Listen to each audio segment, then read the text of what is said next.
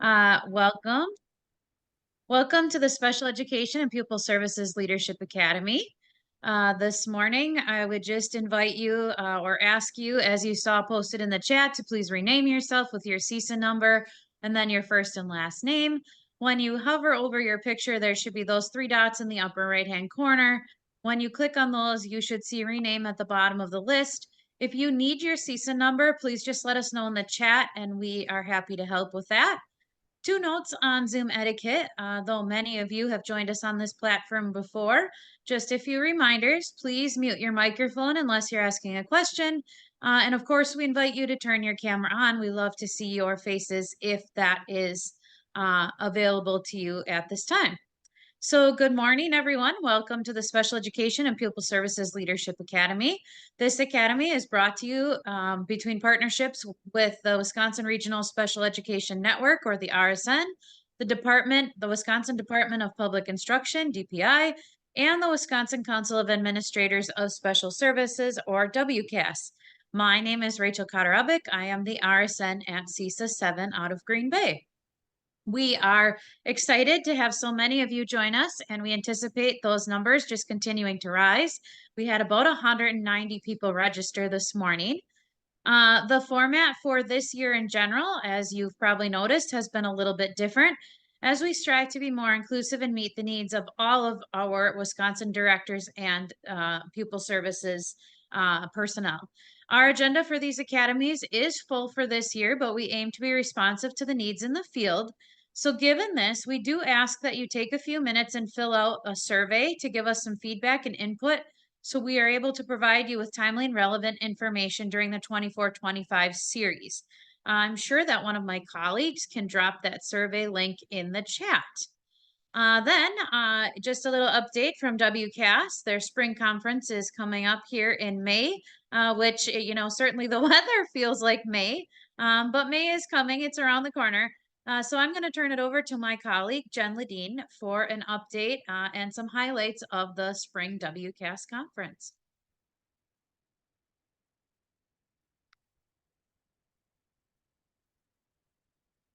Hopefully we have Jen with us this morning.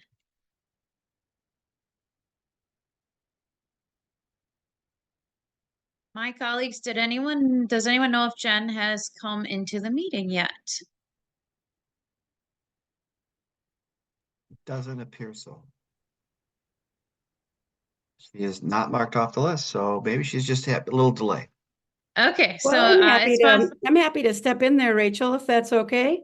That'd be great. Thanks, Tracy. Yeah, so I get to I serve a dual role. So I'm the RSN also here at CISA 4, but then I also get to serve as the Region 4 WCAS rep. So our friend Jen Ledeen is on the conference planning committee, but we have an exciting conference coming up the beginning of May, and it's really envisioning what the role is of a director of special education pupil services.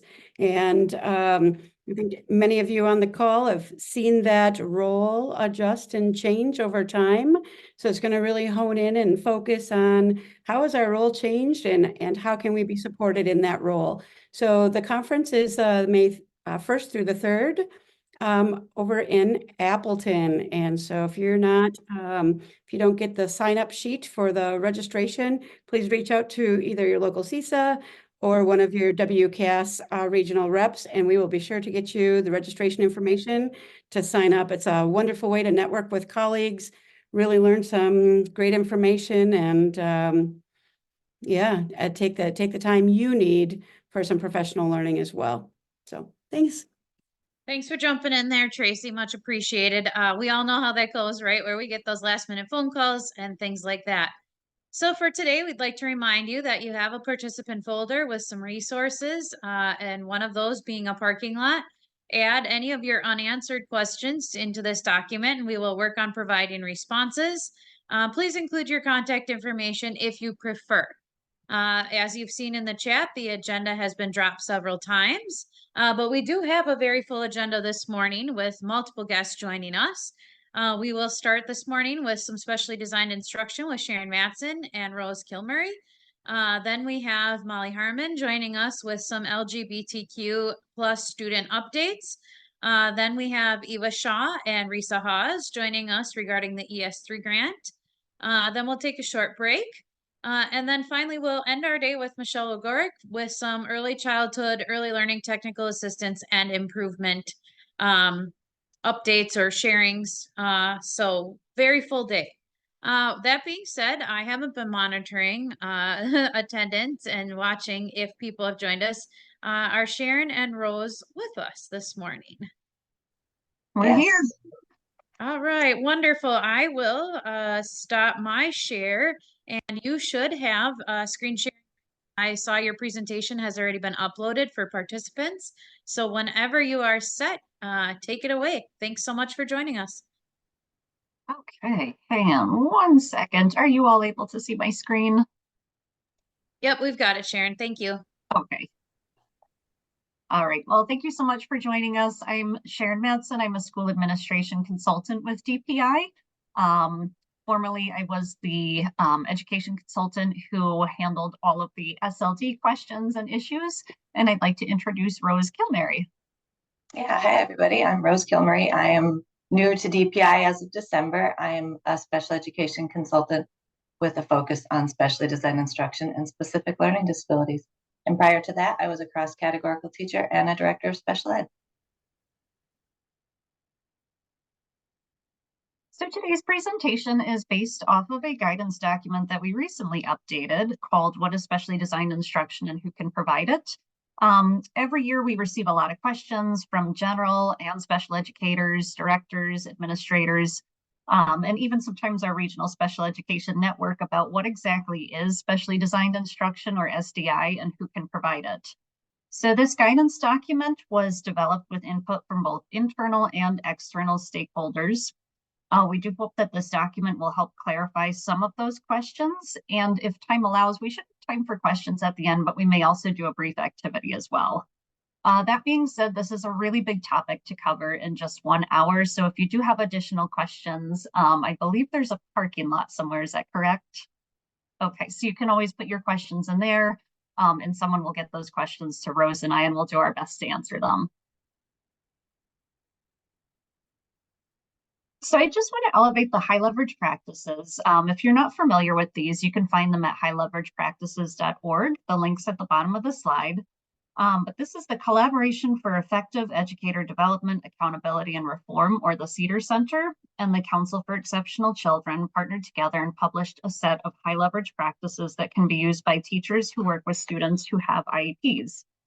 There are 22 HLPs that are organized into 4 aspects of collaboration, assessment, social, emotional, behavioral, and instruction. The selected practices are used frequently in classrooms and have been shown to improve student outcomes when successfully implemented. This resource is also referenced in DPI's co-teaching practice profile. So today's presentation corresponds with the following high leverage practices. Number 1, collaborate with professionals and increase student success. HLP number 12, systematically design instruction towards specific learning goals. HLP 16, use explicit instruction, and HLP 20, provide intensive instruction. So before we start talking about SDI, it's a good reminder as educators that we must ground all of our work within an equity framework. Doing this ensures that every student has access to the resources and educational rigor that they need at the right moment in their education across race, gender, ethnicity, language, ability, sexual orientation, family background, and/or family income. Grounding all our work within an equity framework includes how we identify and teach students with disabilities. Achieving educational equity is the foundation of an equitable multi-level systems of supports. An equitable multi-level system of support is a framework made up of 11 key system features. This framework helps schools and districts integrate and organize supports for learners, including developmental, academic, behavioral, social, and emotional supports, provide equitable services, practices, and resources to every learner, responsibly adjust the intensity and nature of the supports to match learner needs based on data. All special education services, including specially designed instruction, are integrated within a school's multi-level system of supports. So that being said, just take a minute and in the chat, what comes to your mind, just a few words, phrases, a sentence or two, when you hear the term specially designed instruction? And I'll give you a minute or two to get those in there.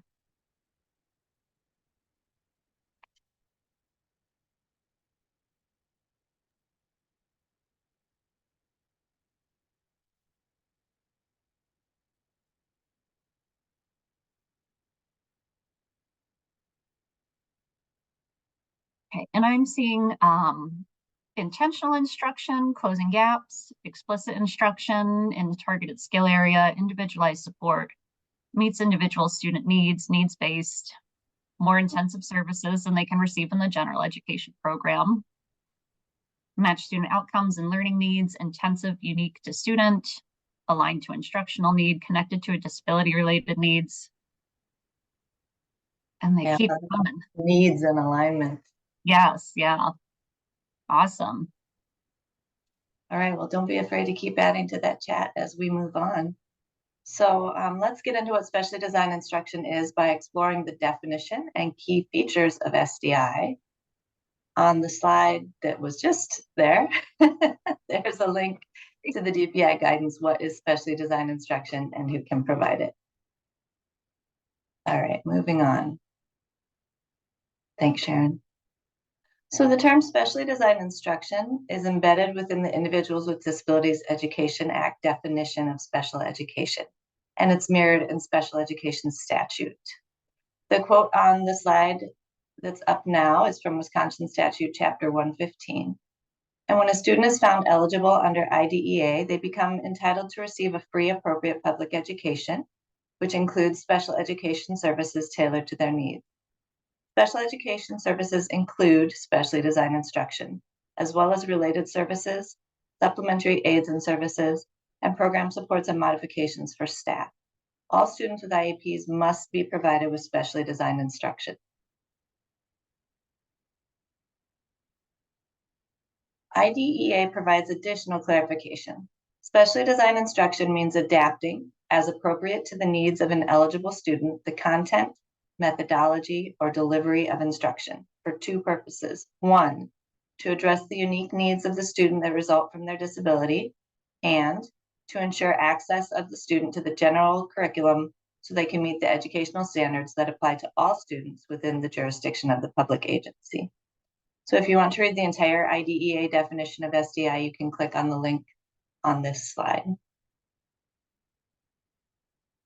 So what does it mean when we talk about the content, methodology, or delivery being adapted? Content is the what. It's what the students will learn. Content is based on grade or age level standards and expectations.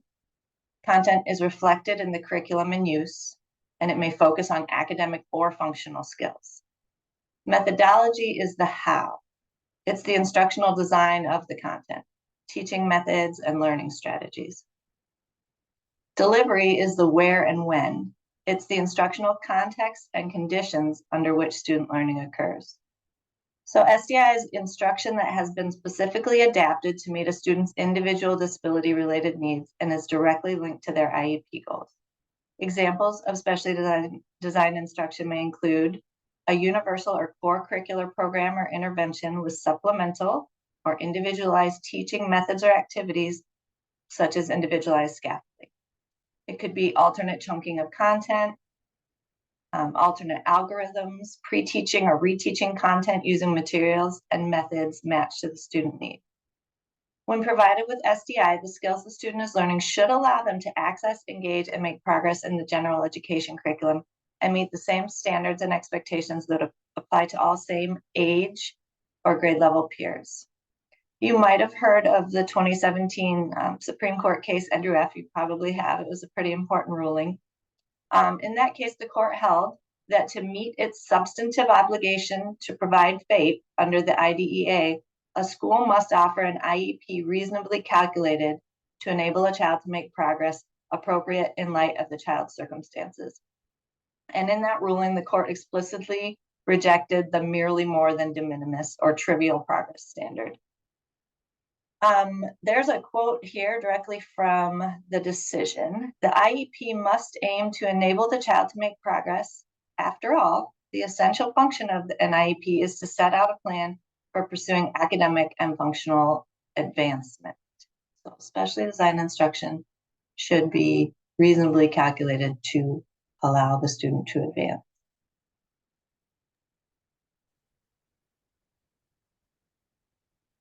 So one of the main features of SDI that sets it apart from universal or core instruction is that it's individually tailored to the student's needs and it is linked to one or more IEP goals.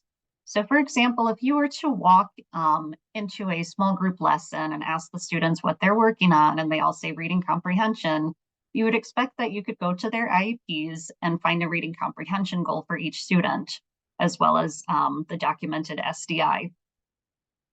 So if you found that one of those students had not a reading comprehension goal, but maybe something more along the lines of a goal in phonics or decoding, you might scratch your head and ask why that student is in that reading comprehension group.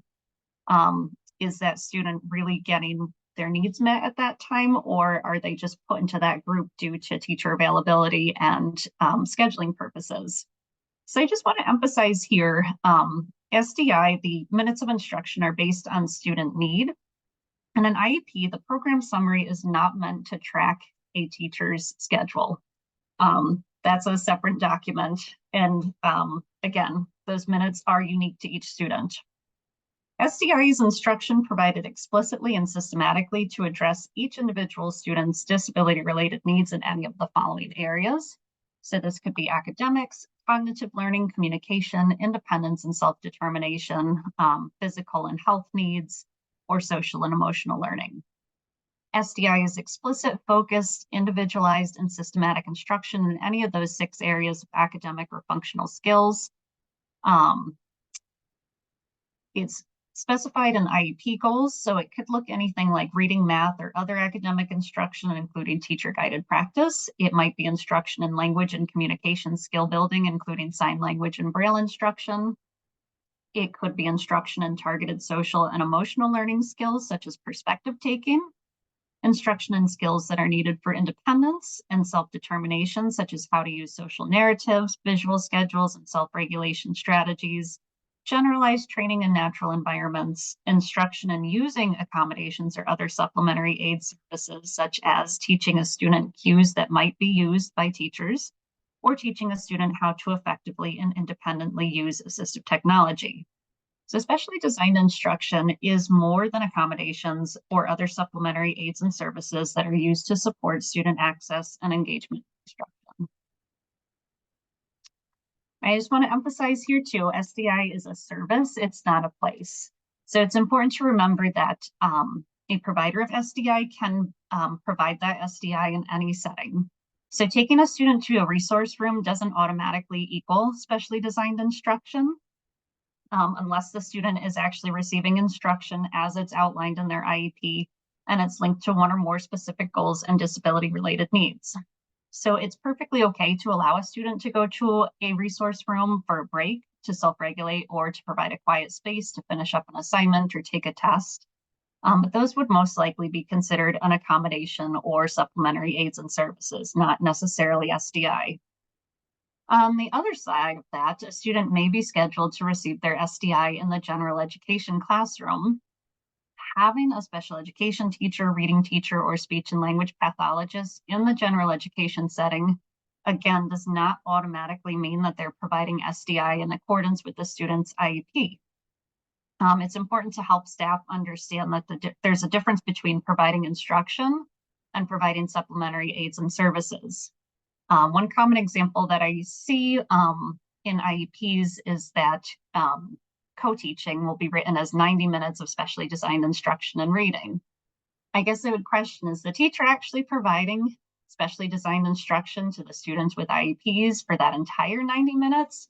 Or is that just a small chunk of time that they're addressing those goals and providing those services? And maybe the rest of the time is actually in class support, or they're doing some amount of co-teaching with the general education teacher. We have some nice examples for you, and Rose gets into that a little bit later on in the presentation. SDI should be evidence-based. Data and other information about the student's learning is collected from a variety of sources, and it's used to help determine what each individual student requires in terms of SDI.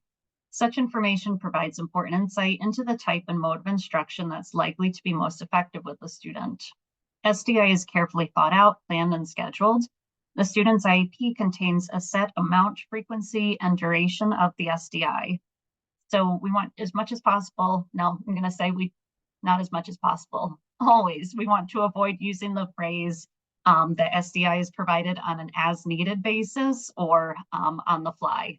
Yes, I understand this does happen on occasion when you have a teachable moment. You may be presenting some additional SDI than what's written in the student's IEP, but that should not be the norm. Each SDI service must be linked to at least one IEP goal that addresses one or more of the student's disability-related needs. IDEA requires that each goal includes a description of how progress will be measured and that educators monitor the student's IEP goal progress and provide interim progress reports to parents. Progress monitoring not only provides the student's educators with valuable data to help guide instructional decisions related to the IEP and to keep parents informed, but it's also a way to know whether or not the SDI is working. So upon interim review, if we find that a student is not making sufficient progress towards meeting an IEP goal by the IEP end date, then the IEP team needs to meet and discuss the lack of progress and any needed revisions to the IEP. Sometimes this can be done without a formal meeting if the parents agree to the changes, as long as there's no change in the student's placement. So if you are making changes to the amount, frequency, or location of the student's SDI, then the IEP team does need to meet because that's likely going to result in a change of placement. And finally, the provision of specially designed instruction to address a student's individual needs is a guaranteed right by the Individuals with Disabilities Act. In just a moment, Rose is going to give some examples of how to document SDI, but this is where you would see it. This is one of the DPI sample forms in the program summary. So what I see working with procedural compliance in terms of complaints in regards to SDI, generally those come in the form of whether or not the student has been receiving their SDI, if it's being implemented appropriately, and who is providing the SDI. And again, we'll get into the who a little bit later, but I just want to take a moment. If your teachers don't have a way right now that they're logging who they're providing SDI to and during what time, I would suggest just getting them into that habit. It doesn't have to be some sort of extensive fancy tracker. What I used to do is just take my lesson plan book, write down which students were in attendance, and then if they were absent or missing, I would just take note of that.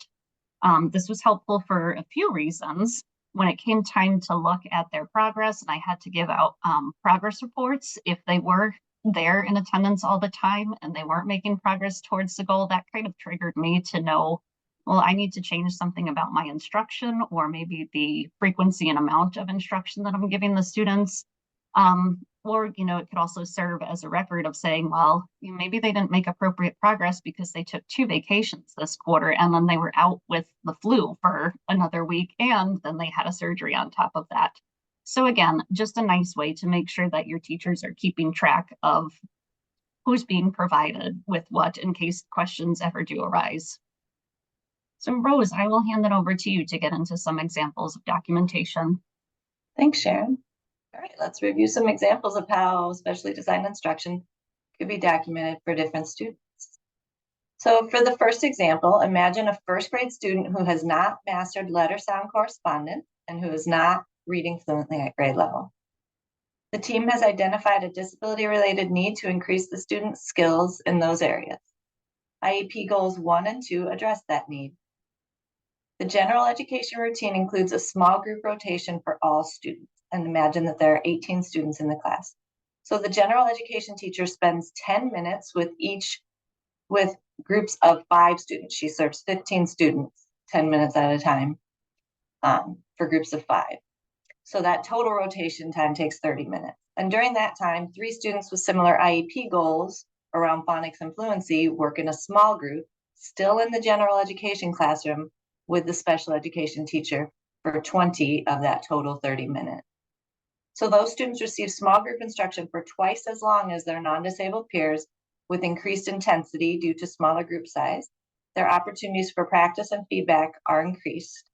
That is specially designed instruction that adapts the content and delivery of instruction.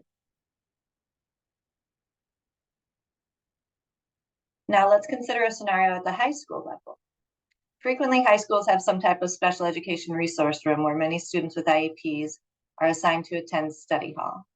Educators in the field have submitted questions about how to document the portion of study hall time that's used to deliver specially designed instruction.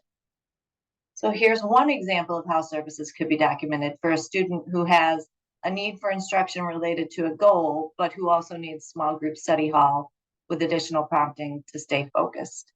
In this case, you can see the minutes of specially designed instruction would need to be documented separately from the minutes of supplementary aids and services. So that's study hall for attention and focus.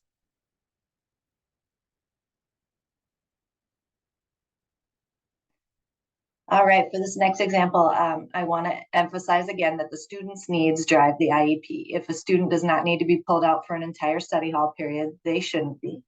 But having said that, I recognize that could require some systems change work at the building level, and that's another topic for another day. So for now, let's say that a student is pulled out for an entire study hall because of needs related to attention and focus. Perhaps that student can demonstrate skills with grade level content independently, but the IEP team decided a small group setting with additional prompts is necessary for the student to stay focused. In that case, the study hall time would be documented entirely in the supplementary aids and services section of the program summary and aligned to the corresponding disability-related need. It's important to note here, though, that the IEP must include specially designed instruction. So in the case being described right now, there would need to be a description of SDI taking place in some other part of the day.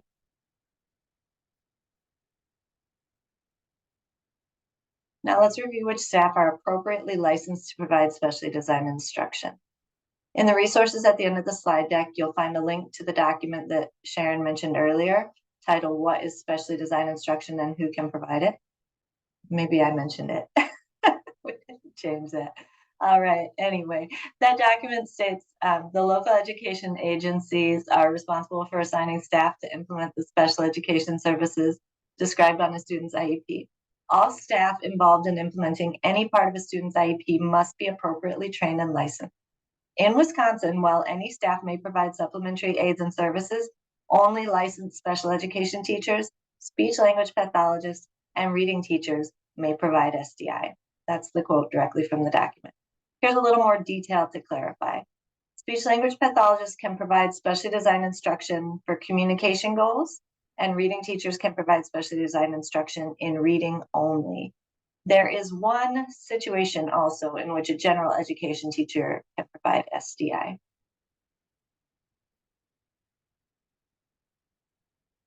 A general education teacher may only provide a student's SDI when involved in a co-teaching situation in which the general education teacher and the special education teacher share equal responsibility for planning, delivering, and evaluating instruction. The special education teacher and general education teacher serve as co-teachers and co-plan and co-implement instruction in a general education classroom. While in such circumstances, the teachers are colleagues and co-plan any SDI that will be provided by the general educator. The special education teacher is ultimately responsible for the provision of the SDI and the monitoring of student IEP goal progress, as outlined in the student's IEP. As far as how to document SDI provided during co-teaching, it's important to remember, as Sharon mentioned earlier, that the amount of time in class does not necessarily equal the amount of SDI, and also that the IEP program summary includes the type, amount, frequency, duration, and location of services, not who provides the instruction. And then our final staff slide. Sometimes we do get questions about whether paraprofessionals can provide SDI. Here's what the guidance says. Appropriately licensed educators must provide specially designed instruction. Paraprofessionals may support, for example, reinforce or practice specially designed instruction that was previously introduced by the appropriately licensed educator when under the direct supervision of a licensed educator. Support from paraprofessionals is not SDI and may be documented as supplementary aids and services. So the answer is no, paraprofessionals cannot provide SDI. The guidance goes on to emphasize the importance of ongoing communication between the appropriately licensed educator and the paraprofessional in order to ensure continued progress with IEP goals and the general education curriculum. Communication can include training, modeling, and feedback, in addition to written documentation. DPI does have a web page with answers to frequently asked questions about special education paraprofessionals, which describes what direct supervision means. And that page is linked in the resources at the end of the slide deck.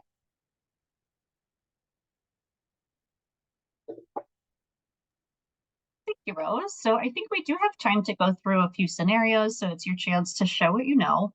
I do apologize. The fictional student that I used in these examples is just called Student X. I found a lot of times when we're talking about fictional students, we always use little Johnny. And I feel really bad about that because my dad is John and he was little Johnny and he was always the naughty kid in school. So I didn't want to use little Johnny out of respect for my father. So Student X it is. In scenario one, there's a social studies lesson going on. Students are assigned to read a section of the textbook to themselves and then participate in a large group discussion.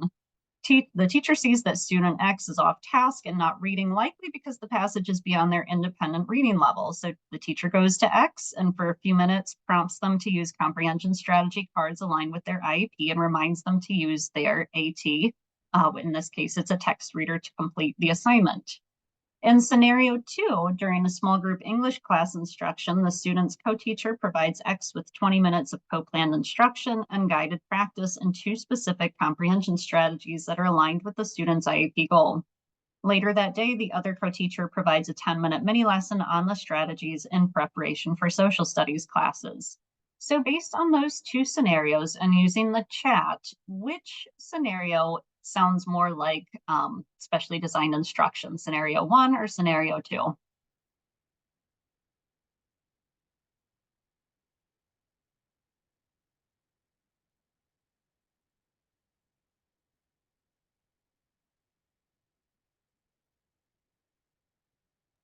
Looks like unanimous twos so far. Yes, awesome. So yeah, scenario 2, again, that's linked to a student's goal. Providing a student with prompting and reminders would more likely be supplementary aids and services. Okay, next set of scenarios. So in scenario 1, we're back in social studies again. Oh, no, I'm sorry. In scenario 1, this time, student X is meeting in a small group with their special education teacher. The teacher provides instruction on perspective taking strategies and respecting personal space for 10 minutes. Then the group role plays using the new strategies for 5 minutes. In scenario 2, this is going on at recess. The special education teacher on duty notices student X moving closer and closer to peers while conversing, and 2 of the peers move away from X each time X moves closer. The teacher gathers the students into a huddle and does a spontaneous mini lesson on perspective taking and respecting personal space. The teacher also models how students can read social cues as well as politely prompt or cue others when they need more personal space. So out of these 2, which one sounds more like specially designed instruction to you?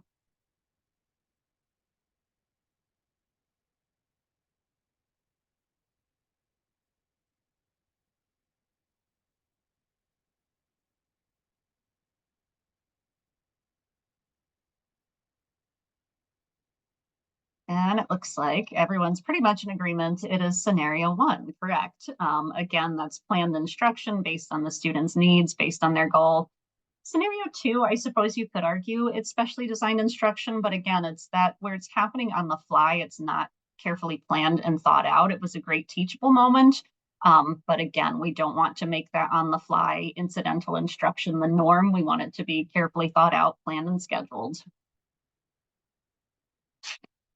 Okay, and finally, In scenario 1, the speech and language pathologist is in X's English class for 30 minutes. The class is involved in small group discussions about their assigned reading. The SLP sits with X's small group and records each time they accurately answer WH questions about the reading. A few times when X gets stuck, the SLP provides X with prompts and cues of previously learned strategies. And in scenario 2, student X meets with the SLP in a therapy room for 30 minutes. The SLP introduces evidence-based strategies for following multi-step directions. They go through the strategies together before practicing them, and eventually the SLP gives X a 3-step direction and monitors if X follows all the steps. The SLP does this 3 more times with fading verbal prompts while using a tally sheet to record each time X follows a step in the directions. So between those 2 scenarios, which one is the specially designed instruction?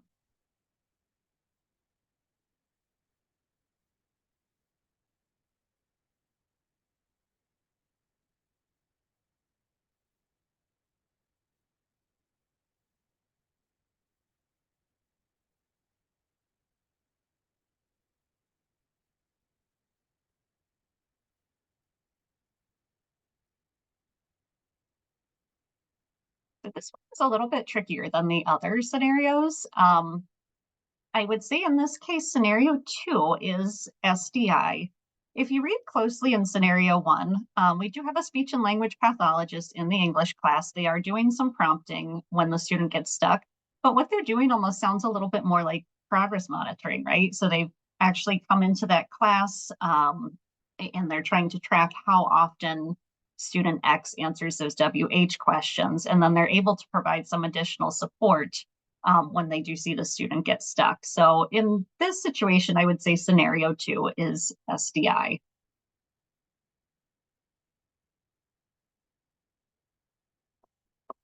So to wrap up, and it looks like we will have some time for questions as well, what is one aspect of SDI that's now clearer to you? And what is one thing you plan to share with your district, building, and or team? And again, you can just use the chat feature.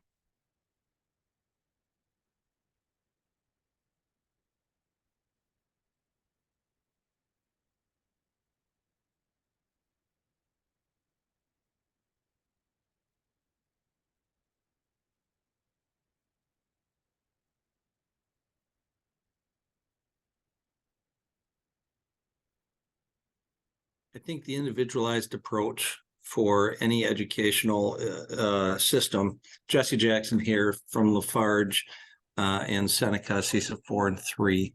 And then ultimately that changing shift of people really looking at that, where it's identified, where it's documented. I think there's going to be a lot of good questions from people coming out and then wondering where this should be. I heard an acronym the other day. I happen to be married to somebody who also deals with this, and there was an acronym that I had not heard of for SDI that was not SDI, but it was for their actual time. Is that something that you guys know of? Maybe it started with an A. I wasn't sure what it was. Do you remember the actual acronym? I don't. I'm really Okay. sorry. I kind of went, oh, that's new to me. Okay. But there was something out there that was new that people were talking about that I didn't know about. It hasn't come across my radar. Rose worked in I mean, education more I'm recently. learning lots of new acronyms these days, but I don't think I've heard one for SDI lately. Yeah, It was tough to know. It seemed to be directly related to the SDI, but okay. it was from a school that was predominantly inclusion based. And I think that that's where a lot of people are getting concerned and or confused. What is SDI versus what is an accommodation modification? And then if you only really need accommodations modifications to be successful in the general education population, which is the ultimate goal, then what is that litmus test for how long they can be sitting there? And the big problem everybody knows about is pretty obviously 7-12. It's a harder situation to figure out. So I think that with some wording, we can change that. But I think this is really good, and it'll cause some really good and frustrating conversations for our teams. But I think it's healthy to figure that stuff out, because this is ultimately the new level of complexity that we're dealing with. But I've always told people the hallmark of special education is whether or not you need SDI in order to be successful. And so then if that is the case, with 504 still being as loosey-goosey as it is, and an argument can be made that 504 is not loosey-goosey, depending on where you are at in the state of Wisconsin. It can be very well defined or not very well defined. Without that being very well defined, then what does that look like as you are potentially transitioning away from special education services? That's probably a super in-depth question. I'm really sorry, Sharon. No, that's great. And I don't know that I have a super in-depth answer to provide you with at this point. I think, again, that progress monitoring piece and the collection of data is going to be really important. If you have a student who's consistently meeting their goals, like you said, they're doing very well with just those accommodations and supports within the classroom, then it might be time to start considering a reevaluation and looking at dismissal. In terms of whether or not 504s are being carefully planned and implemented and followed, that's a whole other ball of wax. I would say just make sure that you have some systems in place to make sure that teachers are following what's written in the 504 and that students are getting what they need in order to be successful. I don't know if you have anything to add to that too, Rose. Yeah, I do. I appreciate your comments, Jesse. I think that when talking to general education staff and administrators about this, focusing on that how, what, where, and when as kind of the litmus, as you said, for what is SDI might be helpful, because that's easy to remember. It's not really technical. And then to the 7 through 12 lift, which it is more challenging when you get into those grades with the different logistics at the building level, and some buildings on trimesters, some on quarters, things like that. As teams start to question whether or not the student still needs specially designed instruction, there is an opportunity to have deeper conversations, I think, around transition planning and focusing on academic and career planning.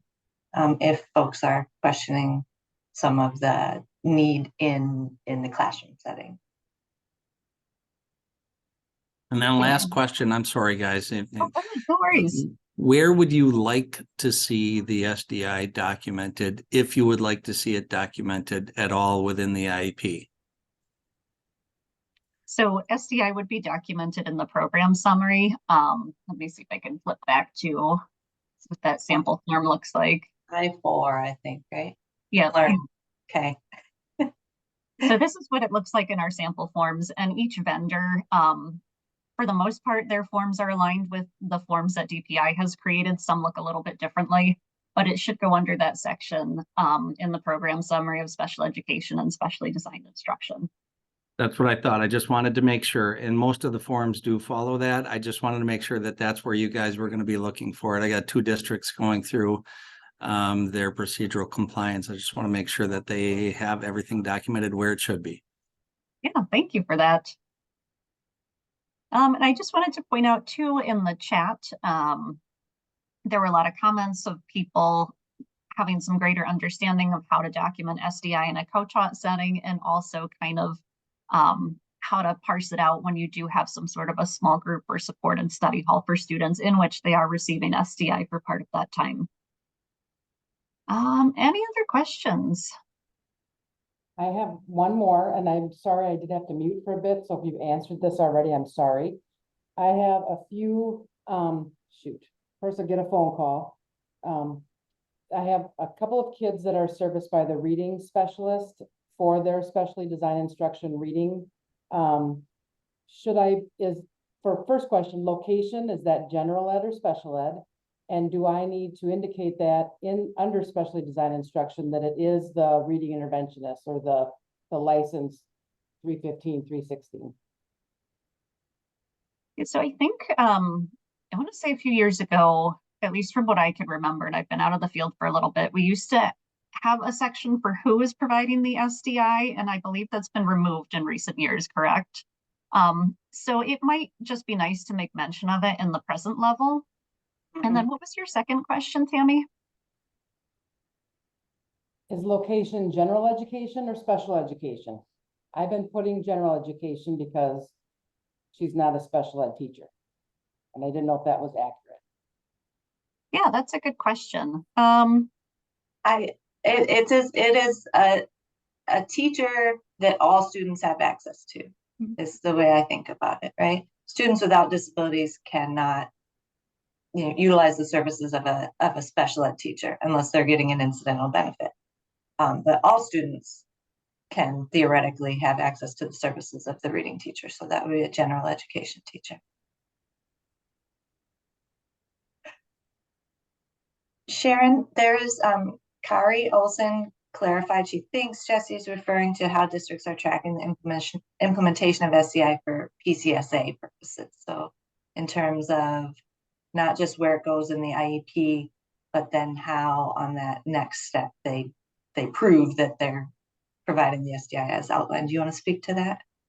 Sure, yeah. So usually for those implementation items, the consultant that's reviewing those IEPs and documents will have more of a conversation with you. They may ask to see how teachers are tracking SDI. So I'd spoken to that a little bit in that it's, a good idea if your teachers don't have some sort of log or system to track who they're servicing and when and for how long, to get them into the habit of that.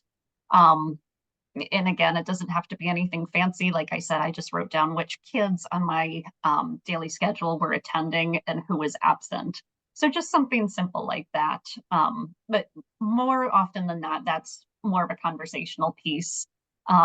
When you actually do need to produce documentation, I've seen that come up more like through an IDA state complaint.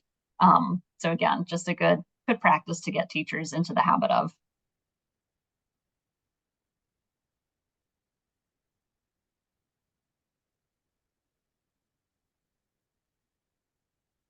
I have a question that might be a little bit controversial.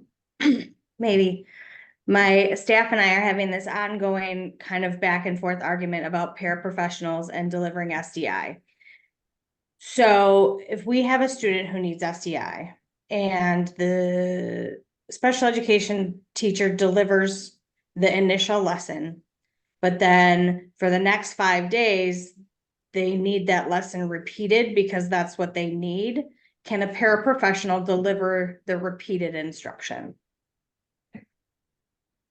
And then how would you document that? Would that be then documented SDI 1 time a week for 15 minutes and then para support after? Again, that's a good question. And I think it's going to be different for each student in each case. Yeah, I don't have a good answer for you off the top of my head. I'm not sure, Rose, if you've encountered that situation in your district.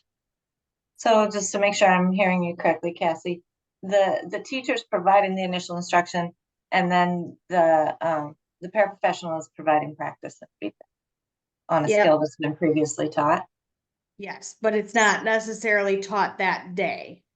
So they're saying the teacher is saying to me that she can teach on Monday, and then for the next following 4 days of their SDI time, the paraprofessional is then reteaching. Right, but never introducing a new skill. So, I mean, per that particular slide that we had, it says pretty specifically that paraprofessionals may support by reinforcing or practicing specially designed instruction, and that should be documented as supplementary aids and services. I know Okay, so then we would change the amount of SDI. Yeah. Okay. Thank you. Thanks for the question. We have a couple more good ones in the chat here. I may have missed it, but in the study hall example, the small group study hall with prompting and check-ins for focus, is the need listed a behavioral need or an academic need? So the prompting and check-ins are for focus. But I suppose some folks would say that's behavioral or executive functioning. Not that it won't help with the academics. Does that answer the question, Jenny?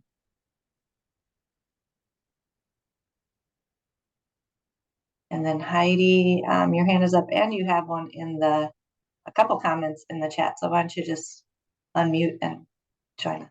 Well, the first one had to do with 504, and Jesse had talked about, I think that first part is, it depends on, what you decide in that reeval, if it's that they don't meet eligibility or they don't need special education services. Those are two very different decisions that may lead or not lead into a 504. Exactly. And so if anybody has a comment on that, comment, but the other one had to do with the space provision. This is a continual discussion as we go to service, not a place, but in old times, services, if there was a violation of due process for a regular ed student who would go into just to have a test read into a space where a special ed teacher was the only person in there, and that was their space, a resource room or their room. And so I think that needs to be clarified whether or not that's okay, because that becomes a staffing issue as well. Can a para read a test to a gen ed student who might have a 504 plan in a special ed space, or even if it's not, and they go into a special ed space? That does have staffing implications, number one, even if we get beyond the due process, whether or not it's a violation, if they're getting de facto special ed services. And that was one. And then the other one had to do, I didn't want to gloss over what you said, just specifically about Cassie's point of who can provide. That's absolutely true what you said. I don't want to gloss over the fact that the IEP is going to have to change then. It can't be SDI. If you're planning to do SDI 30 minutes with the teacher, then, and they had 30, let's say they had 90 minutes a week, they were giving 30 minutes and the para was giving the other 30. Basically what you're saying is that has to come out, and that has to be in supplementary aids and services now, because it's a support the para provides. So that, I just didn't want to brush over that is a change in the IEP itself then potentially. So that was a lot of stuff. So maybe hit one at a time.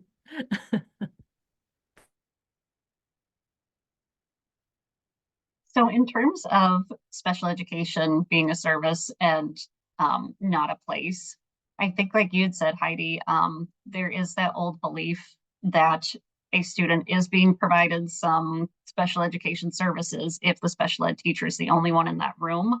However, I think we have somewhat gotten away from that belief, and it's kind of a matter of just using good judgment and good common sense in those situations. I've had students come into my resource room when I was a special ed teacher just because they needed to use a table. They had missed a test, their teacher just needed them to have a quiet space. I'm not sure how that's any different, them coming into my room to use my table versus them going into the library to use a table. I would say if there are people who are really unsure about that, then, go with the library, go with a different environment if it's making people uncomfortable. But yeah, just again, because a student is in a special education designated space with a special ed teacher does not necessarily mean that they're receiving services. I would question though, if you had small group reading instruction and reading rotations, and maybe you're working students in and out of groups who don't have IEPs with students who have IEPs. If I saw the same students without IEPs constantly working with the special education teacher and the students who did have IEPs, that I would start to question, and that would make me a bit nervous. That's what I'm talking. It's Kari put in there regarding, I know that special ed teachers can do assessments and all of that, like Proctor, but this is what I'm talking about is students. We're getting more and more students with 504s. It skims the line of is it special ed because they can get some special ed services, and are they going into that space as to get, it's blurring the line, and it has special education funding and staffing implications. When you get to that, and I'm not talking about the one and done or using a table. Gotcha. Yep. Yeah, that if you constantly have the same students working in groups with students with IEPs and working with a special education teacher, I think that would be cause for concern. And again, I think it's a matter of determining, does a referral need to be made at that point if the student really does need that specially designed instruction, and they, you know, it might be time to start looking to see whether or not, if the student does have a disability and if there's a need for special education. Rose, you unmuted. It looked like you had something to add. Yeah, I'm just thinking about some of the nuance here. That I would definitely be looking at, is the student receiving strictly accommodations, or are they also starting to get some instruction? And then that would be, you know, to Sharon's point about, do we have a child find obligation here? But then also in terms of the funding and staffing, the question is the special ed teacher doing anything they wouldn't do? You know, first of all, are there always students with IEPs present when that student without an IEP is present? And then is the special ed teacher doing anything extra for the student without an IEP? Because that's beyond the incidental benefit that they can receive. Yeah, that's a really good point with who's in the room too at the time. Perfect. And I don't know if we have it linked in our slide presentation, but I could certainly share that with Deb. But there is a document on incidental benefit that we have posted somewhere on DPI's website. But it does give you some guiding questions and considerations to determine, you know, is it more than incidental benefit, or is the student actually receiving some de facto SDI?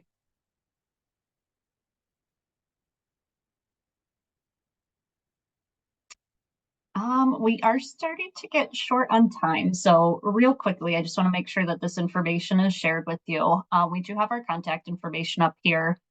Easiest way to get a hold of someone if you have questions specific to SDI is just to contact the special education team, and then they will route your call or email to the appropriate person. If you have specific questions about licensing and the who can provide, best people to answer that would be in our educator licensing department. Just a few DPI resources that I had wanted to highlight. The last bulletin linked on this slide, 10.07, is a really nice one if you're unsure how to describe SDI or supplementary aids and services. It gives some nice examples. Again, the document that the presentation was based off is linked here. Excuse me. And then just a few additional resources. We did get, before our presentation, several questions around universal design for learning, and also the high leverage practices, and our co-teaching webpage is linked here. And I see Jenny said that none of the links are shared in the presentation are live. Oh, okay, so on the PDF copy, you're unable to click on those, and okay, we can fix that. So would you be the best person to get that information to? So if you send it to me, then I'll just change the document in the folder. Sure, and I do apologize for that.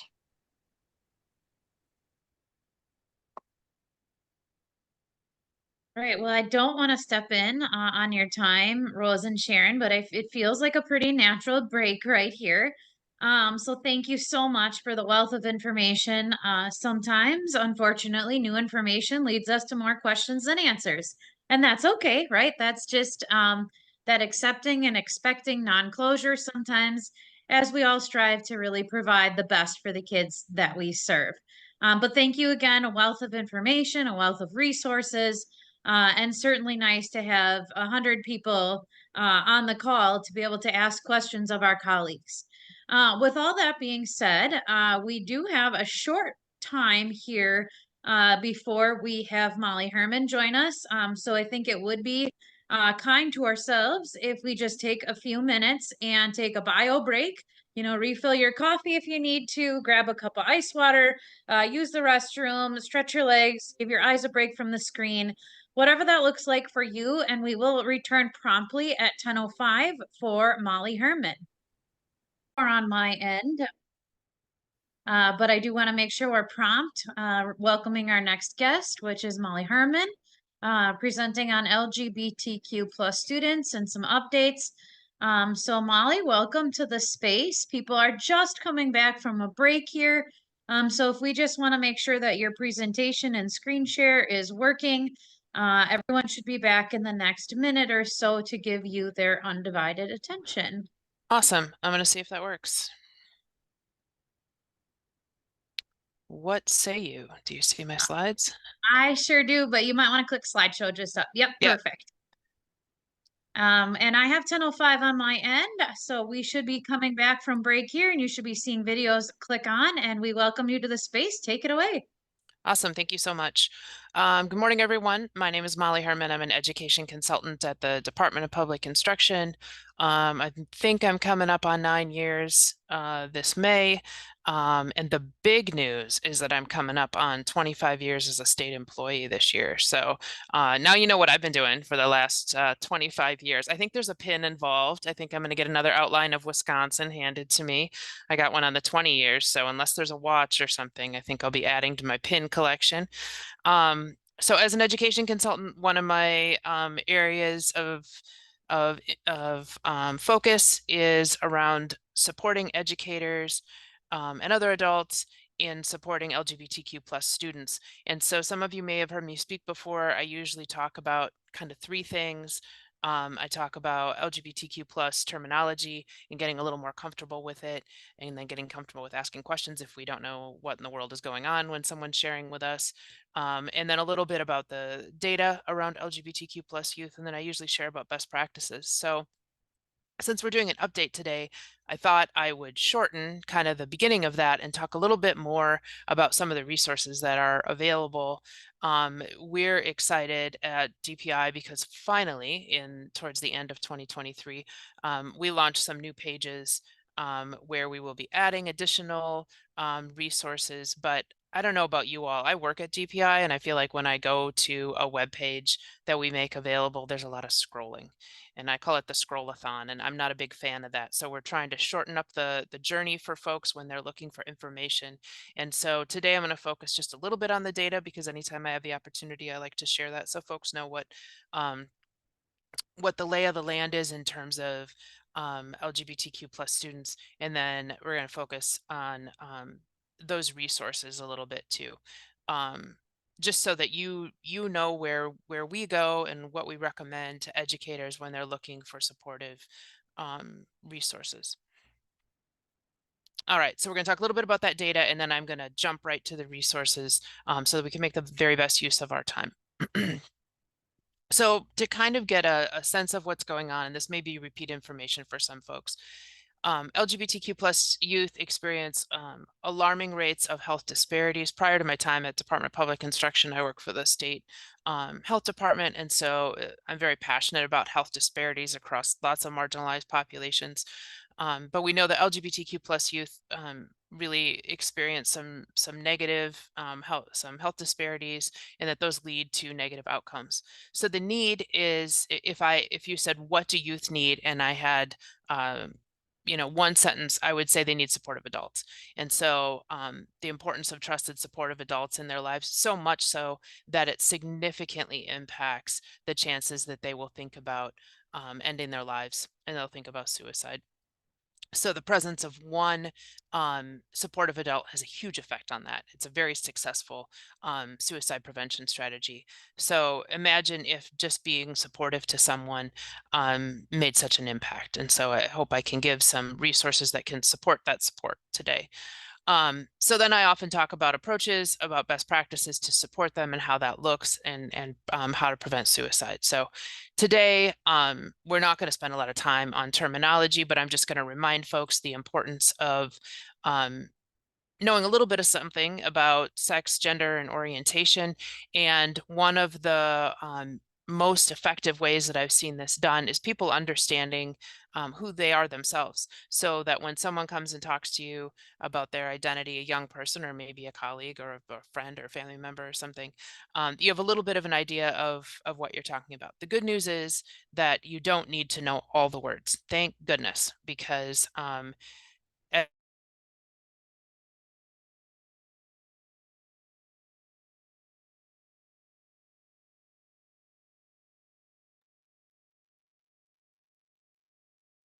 I think Molly froze.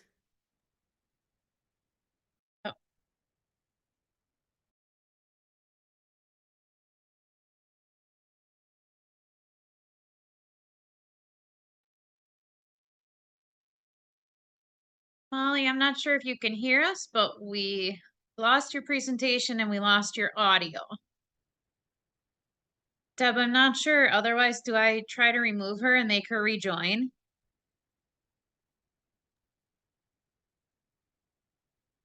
Yeah, that might be. I was talking to myself, talking to the cat. We're all back. Okay. So I was just going to start the data. So I didn't say anything while I was gone. I realized I was gone and we're back. Okay. So I want to give you a sense of some of the data that we're looking at when we think about LGBTQ plus youth and some of those disparities that I mentioned earlier. So just a few slides about that, mostly drawing on Wisconsin data, but some national as well. So the first is kind of a heavy text heavy slide, but I wanted to get it all on one in case folks are taking a screenshot or want to borrow that data later. So this is from our 2021 Youth Risk Behavior Survey. Folks are probably very familiar with that. CDC sponsored survey done twice a year, and then Wisconsinified. If we want to add questions or change questions, we have some latitude to do that. So we're fortunate that in Wisconsin, we have a survey that includes some questions that allow us to look at how LGBTQ plus students are doing. The news is not good, and it has continued to not be good for a while. So the first thing is that we know that Wisconsin high school LGBTQ plus youth report anxiety at 80% of those students, and that's nearly twice the rate of their heterosexual, and cisgender peers. They were also more likely than heterosexual youth to experience depression, and you can see those percentages there.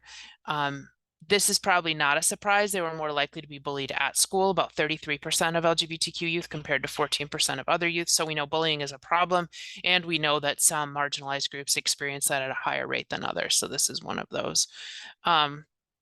This next one is where you want a high number. So only about 39% of LGBTQ plus high school students feel they belong at school. Compared to a much larger percentage of their heterosexual and cisgender peers. And then finally, some of that suicide data that I was getting at, nearly half of high school LGBTQ youth seriously considered attempting suicide during the pandemic. Remember, this data was collected in 21. That's more than 4 times the rate of heterosexual high school students. And then if we look at attempts, got 22% of LGBTQ students, and that's more than 4 times the rate of heterosexual kids. So one way, if you want to communicate this data in a way that really gets us a picture of what we might be talking about, if we think of 4 LGBTQ youth, and these might be kids in your classroom, this might be your own kids or your kids' friends or kids that you see in the neighborhood. If we think of 4 of them, then 2 of them have probably considered suicide during the pandemic, and probably 1 of them has attempted. So that can be really jarring data to think about, particularly if you've dealt with mental health challenges yourself or in your family. That might really hit home. So we know that this is a crisis of mental health for lots of youth, and that particularly LGBTQ plus youth are really feeling that as a subset of all of our youth. The next thing I want to share comes from a national data set. So just to qualify that a little bit, we're not talking about just Wisconsin youth here, but nationwide. CDC did a survey during the pandemic. They're asking youth to reflect on the first half of 2021, so January 1st through June 30th. So kind of heat of the pandemic, I would say. So think back to where we all were in 2021. And they asked youth about what was going on in their homes. And I remember one of my first fears when I heard about schools shutting down was all the LGBTQ plus youth that might not be in a supportive environment, or that just had a much more supportive environment at school than they did in the rest of their lives, and being cut off from that. And that played out in the data. So you can see here that if we look at that darker blue bar, that's emotional abuse, and we see that that was much higher for gay, lesbian, and bisexual youth than it was for heterosexual youth, and even slightly more so for folks who said that their sexual orientation, that they were other or questioning. So 75% of high school LGBT kids experienced emotional abuse at home during the pandemic. So when home was where we spent all of our time, these youth were really struggling living in non-supportive environments. I'm also concerned that 50% of heterosexual youth were experiencing emotional abuse during that time. So we know those were stressful conditions that led to even more stressful conditions for young people. And then gay, lesbian, and bisexual kids were twice as likely as heterosexual kids to be physically abused in their homes during this time. And in case you were wondering what this sounded like, the questions weren't just, were you emotionally abused, which we know can be interpreted in a lot of different ways, but were you yelled at, put down, called names? So it was a very specific questioning. Same thing with the physical abuse, about being hit or kicked or beat up. So this is serious because we have young people that are experiencing anxiety and depression, oftentimes suicidality, and then not getting support from some of the adults in their lives. And of course, we know there are supportive homes as well, and the data shows that, but we know that they're more likely to have experienced emotional abuse in their homes than not. Speaking of environments, unfortunately, we know that the school climate is not always supportive for young people. And so the vast majority, this is national data again from the Gay, Lesbian, Straight Education Network, or GLSEN. We know that the vast majority of LGBTQ plus students in Wisconsin regularly heard anti-LGBTQ plus remarks. So I want to call your attention to a little bit of so we see those numbers are really high, right? 90s, 80s, et cetera. That the second sentence that's less bold.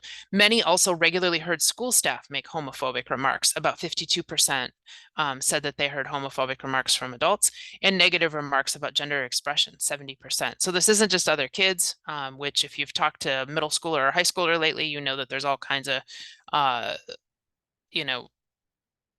stigmatizing, discriminatory, racist, homophobic language going on between students. But this shows that it's also coming from some of the adults in their environment. So we've created a not great environment has been created for young people based on this data.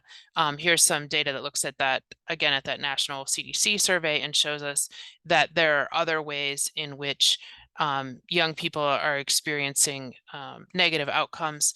So could take a look at those, and it just draws attention to the fact that if you're a student of color and also LGBTQ, there might be some additional challenges, including, I'll draw attention, since y'all can read these, to the last one that says more than 1/3 of all US high school students felt that they have been treated badly or unfairly at school because of their race or ethnicity. So if you're an LGBTQ student of color, you pile that experience on top of what we just talked about, a very serious situation for how students are feeling at school. Wisconsin has added, I believe, that question about racism and at schools into the 2023 YRBS. So soon we'll have local data on that last one as well. So I want everyone to just take a pause, and just in interest of time, I won't, I'll invite folks to put in how they feel if they want to put in a word or two after hearing that data. So just take a pause and a breath and think about maybe a one-word reaction to that data, although certainly open to hear other responses to these questions as well. And you can feel free to put those in the chat if you wish, or just think them to yourselves. Oh, I see there's a question in the chat about pulling out LGB for students. I think we're talking about the CDC and the ABES data with that one, if I had to guess. And yes, sorry, my question didn't come out right. I just was curious as the separation of the data. Yeah, good question. So at that point in 2021, and I think this might be changing, but don't quote me on that. So this is what I can say with certainty. In that survey, the ABES survey that was released in 22 and gathered in 21, they did not ask students. There was not a question on there that asked students whether they were transgender or not. So it's purposely LGB. So they asked about sexual orientation, but they didn't ask about gender identity. That has been a very slow rolling snowball over time. So in Wisconsin, we've been asking a question where students can say, it defines what transgender means, and then students can say yes, no, not sure, I don't know what that means, since 2019, I think. So, but on a national level, that had not occurred in 21. I think it may be coming. But yeah, so that was on purpose in that one. Okay, so we've reflected a little bit on the data. And what we know, if we pause again, is that youth need supportive environments to thrive, and adults are in control of many environments. Ask my own kids, right? Like they think adults are running the show on everything. And so for youth to survive and thrive, adults need to welcome, support, and include them. So I'm going to share just a couple quotes that are pulled from LGBTQ plus youth that were shared in the Our Lives magazine, which is the statewide magazine that always highlights the lives and the successes and challenges of LGBTQ plus folks, and they always feature a young person towards the back. And so one student, I pulled some things about what young people said about when they were supported. French class was a utopia for me, an incredible place where gender neutral language was ingrained in the curriculum. Identity was celebrated and where you could be honest without fear of consequence. So they were highlighting an environment at school that was supportive. And then I want to highlight a home environment. So the quote says, "My mom asked me, well, do you like boys or girls?" In the moment, it was a mix of, okay, I have to tell her, and also a feeling sick of hiding and wanting to get this over with. So I said, I like boys and girls, but mostly girls. From that conversation, we talked about all kinds of labels and terms for the LGBTQ plus community, but the one thing I really took away from coming out to my mom is that she loves and accepts me. So I just wanted to share a couple quotes from young people where adults did show support. So that's what we know can happen. And then one more quote. This is from the Family Acceptance Project, which if you've ever heard me talk about it before, you know that once I start, I don't stop. So I won't get into the weeds about it. But what we learned from it, among other things, is that for parents and caregivers, a little change, being a little less rejecting and a little more accepting, can make an important difference in reducing a young person's risk for serious health problems, including suicide and HIV. So what's important to take away from this, without, again, getting into the weeds about what the study was about, is that parents and caregivers and educators don't need to go from rejecting children, kicking them out, isolating them from their friends, which are some of those high rejecting behaviors, to fully embracing, supporting, celebrating, inviting their partners to Christmas dinner, marching in a pride parade. They don't need to go from one end of the spectrum to the other quickly, but small change can make a huge difference on some of these health outcomes, some which we haven't even touched on today, like AODA issues, HIV, STDs, et cetera. And so it's a process, and it's a journey, not an end, and that making small changes can make a huge difference. So if you're thinking, oh, there's some people that are never going to move, even small movement on this issue can make a huge change for young people. So sometimes I get asked, what do I do if I work in a district or I'm in some sort of environment, even if we take it out of schools, that just isn't supportive of some of the best practices that you might be talking about. So here are just a few suggestions. Using more inclusive language. So even if you don't know what words to use, using less language that separates people. So one example I always think of is, instead of saying boys and girls, saying students, saying third graders, saying bobcats, whatever the situation might be. Avoiding negative language and interrupting it if you hear it. So certainly when you hear homophobic, racist, ableist type language, and y'all are probably already figuring out how to do this, interrupting it, so that students can see that adults are standing up for them. Following the student's lead, I touched on that a little bit in the beginning in terms of terminology, and then just connecting, including, reassuring, and avoiding judgment. And if you're like me, you know that it's a lifelong journey to kind of undo some of the ways that we've been socialized around marginalized groups, and that we're not done. So we're just trying to do better all the time. So that's kind of what I'm encouraging with this slide. All right, now we're going to get to the resources. So I hope that folks have heard of GSAFE, which is a Wisconsin statewide organization that supports professional development.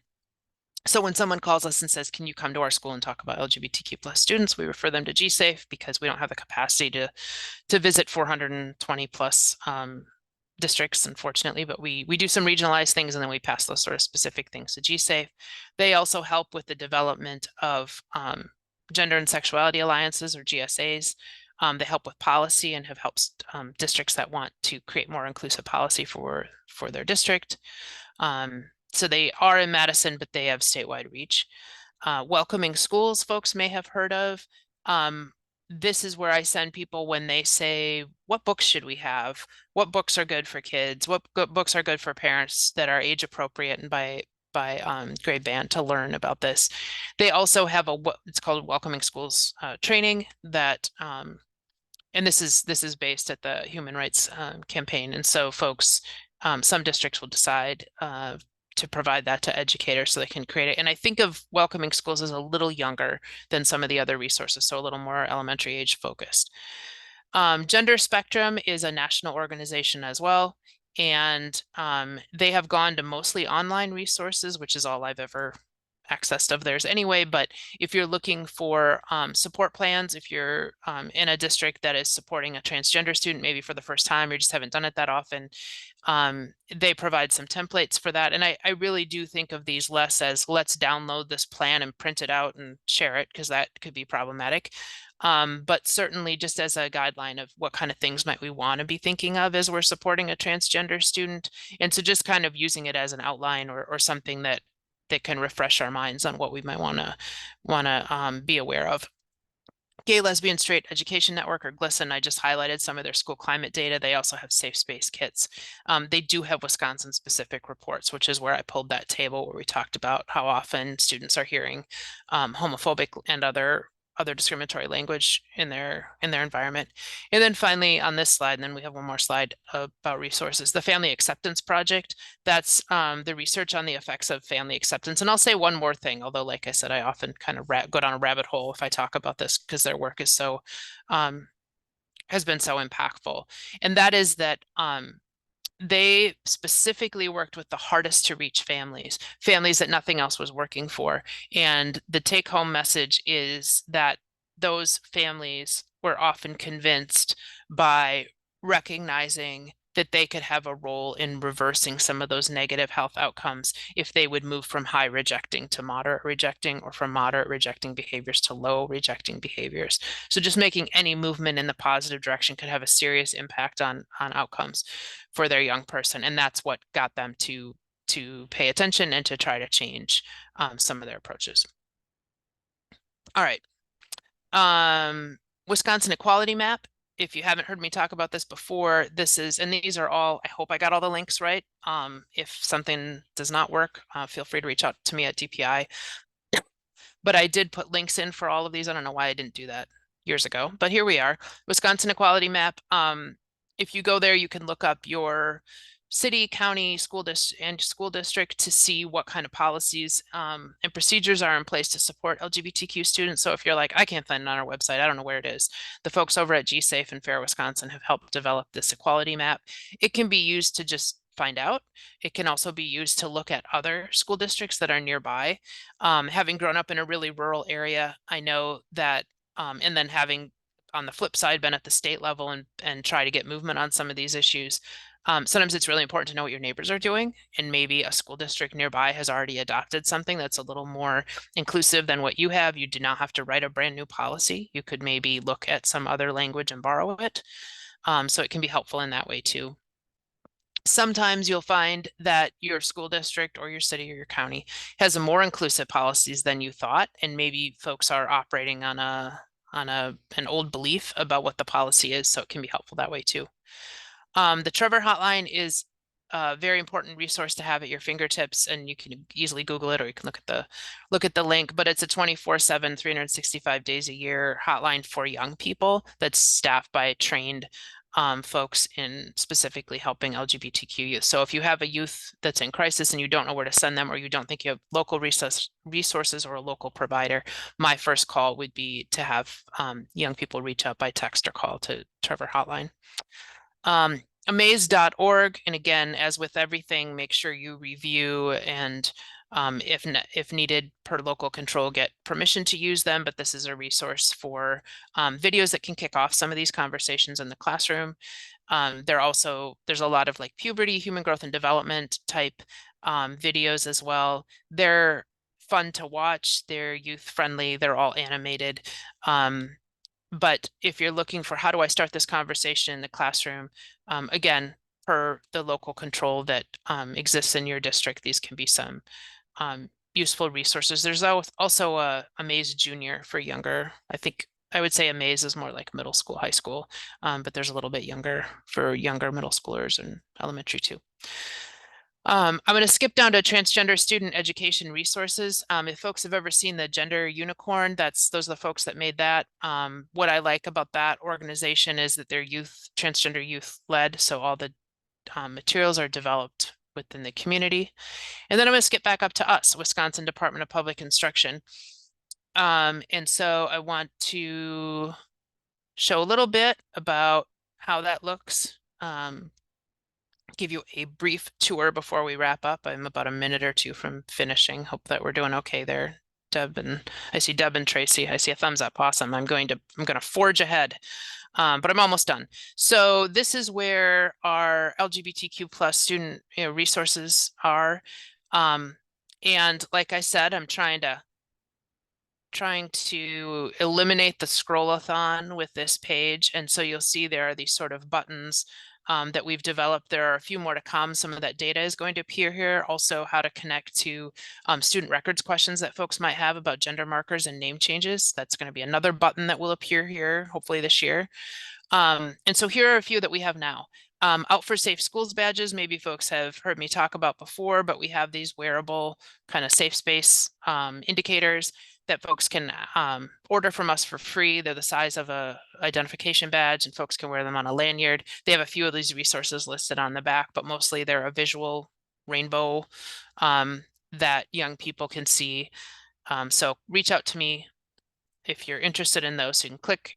I can show you quick what they look like. Let's see how well the website works. Here you go. That's what the badges look like, front and back. If we go back, I want to highlight state and national resources. Many of those I've already mentioned, but I want to take a pause here at online learning.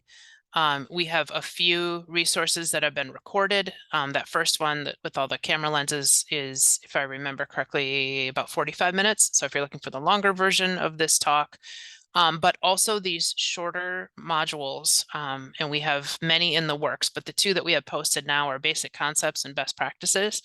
Some of you may have already seen them. They're about 20 minutes. I think one might have slipped into the 30s, but we were hoping for 15, but a lot of information to cover. But those are short sort of PD, they're free, that you can use as conversation starters for staff, or also just to brush up on your own knowledge. And so that is pretty much what I wanted to share with you all today. Yeah, I think that's it. I just wanted to provide an update on those resources. And also, like I said, anytime I get the opportunity to do so, I share some of that data too, just to frame the sort of situation that we're in terms of LGBTQ plus youth and some of those health disparities. I'm going to hang out. I'm going to turn my camera off so that I'm not in the spotlight, but I'm going to hang out for a little bit in case there are any dribbles of questions that folks might have. Deb? We have I see one you. question in the chat. Okay. Yeah, so I can articulate it for you, Molly. It's, can you touch on what a staff person has the right to do in their school context when the environment is not inclusive based on their politics or policies? They have a sphere of influence, yes, but they also sometimes have to consider their position. What are your insights? It's $1 million question, kind of a hot seat question too, but I'll do my best. So the first thing I'll say is that I'm not a lawyer and have not been one. And it's looking, I don't know, I hit 50 last week and it's looking like I'm not going to become a lawyer either. So I don't think I'm going back to law school. So I can't give you legal advice. And I also, DPI doesn't override local control, unless we're in a situation where a student is being harassed, bullied, et cetera, and you need to file a complaint. And so it's a gray area, as you've indicated with your question. And so this is our position, is that we tell people what the best practices are that are shown to improve these situations for young people. And then those are filtered through local control.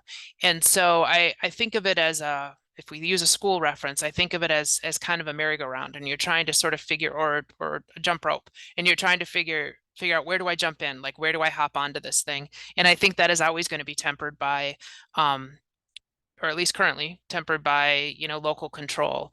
And so, for example, of course, I've had people reach out to me and say, we can't have rainbow stuff at our schools. The school board has decided, and they've passed something that says, teachers and support people cannot display rainbows. So then we get on the merry-go-round, or we jump into the jump rope situation at a different place and say, okay, what can you do?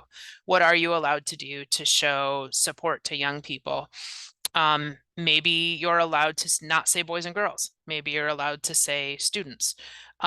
Maybe hopefully you're allowed to support every student and give them a smile in the morning and let them know that you're there for them no matter how they identify. So it's figuring out, given local control, how do we best implement those best practices in a way that you are not breaking the rules and that you are still showing support to those students. And sometimes, students know, right? Like if there's a rainbow band at your school, they're going to know that. They heard it. They're on social media.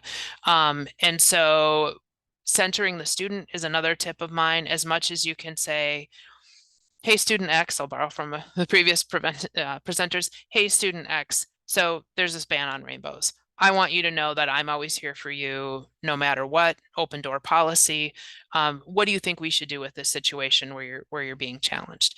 And starting with the students' ideas. So yeah, I think that would be my insight on it, is that we know what the best practices are, and we know that there are sometimes prohibitions on those locally. Thanks, Molly. Certainly Yep. not an easy question to answer. But I do want to echo what Lenora said in the chat too, that, I think we're all grateful and thankful that you're sharing this important message and data.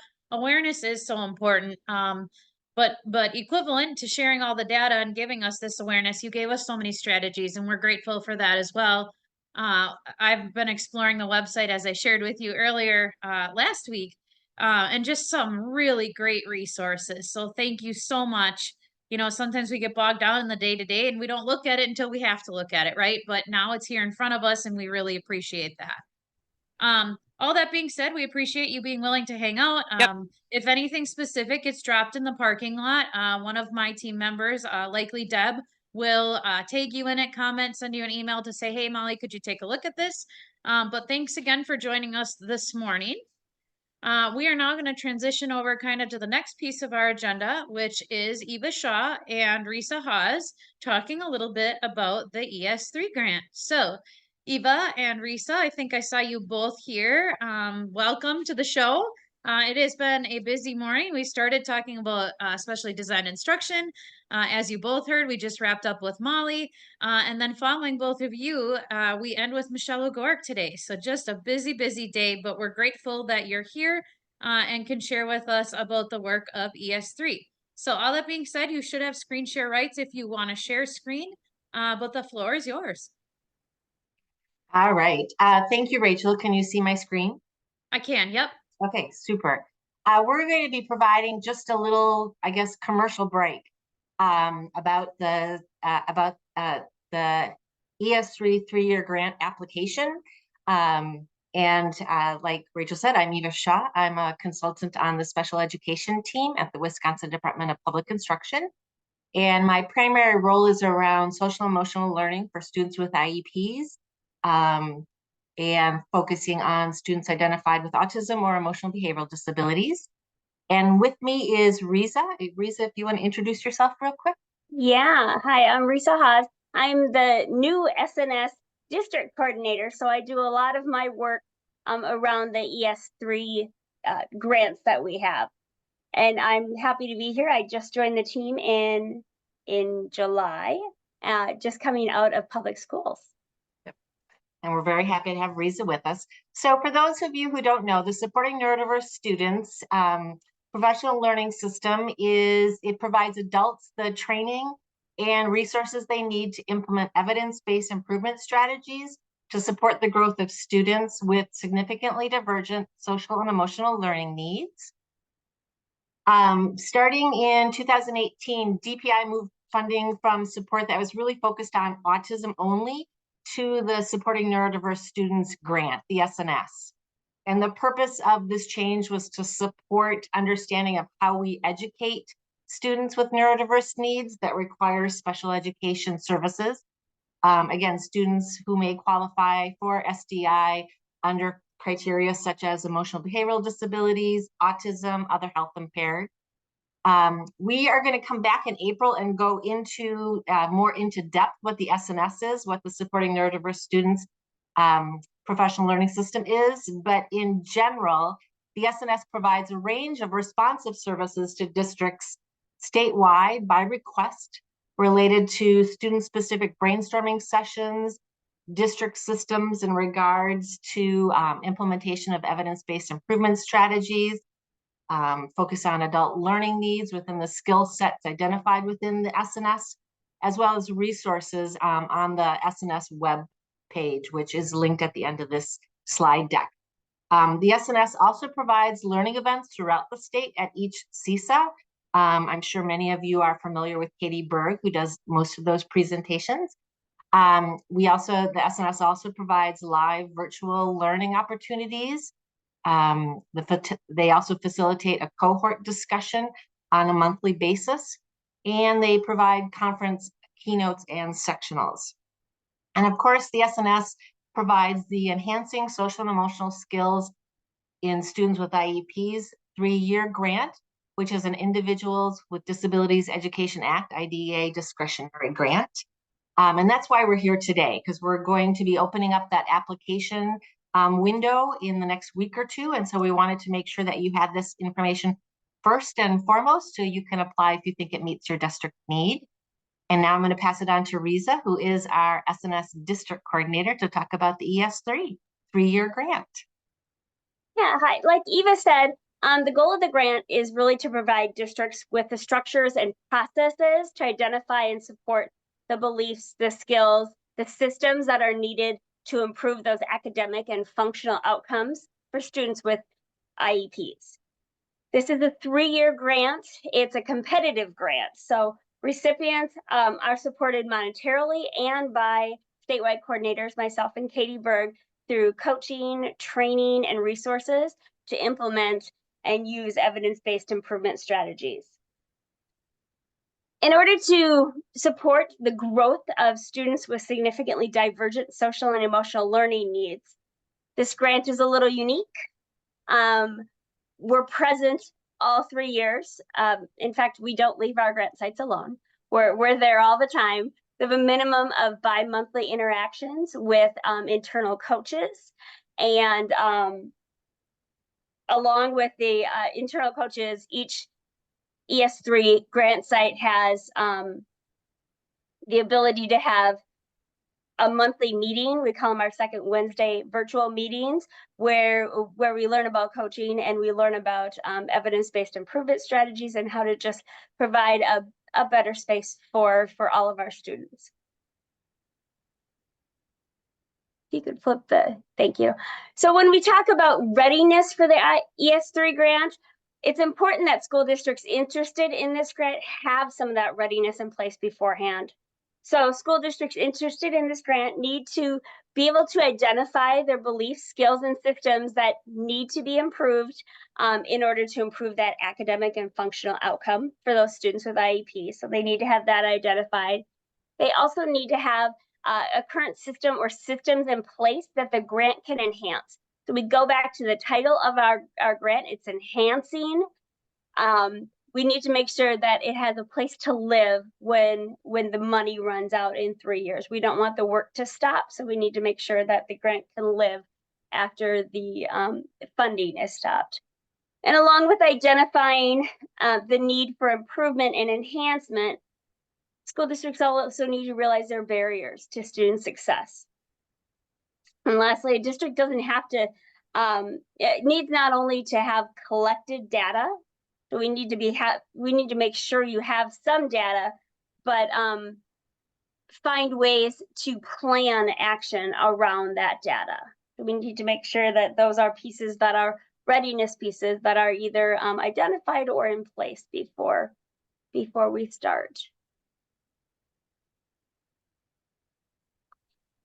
When we look at the work of the ES3 3-year grant, we can put it into 3 buckets: coaching, teaming, and learning. So that internal coach or a small team of coaches are identified by each district, and they enter into this 3-year coaching commitment with me. I was going to say with the ES3 district coordinator, but that's me. Along with those monthly learning opportunities with our statewide coaching coordinator, Joseph. Districts establish a core team to work on systems development and implementation teams to work on skills with focused students that have IEPs. Each ES3 grant site also develops a family and community engagement plan with assistance from WISPE.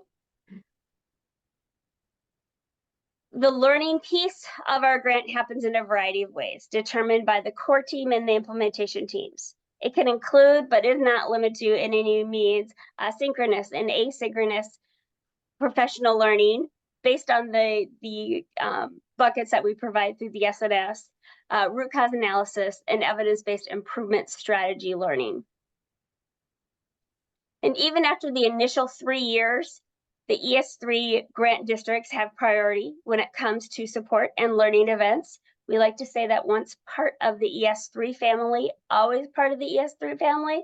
So, you know, we didn't leave people alone for 3 years, and they can sure come calling on us after those 3 years are done.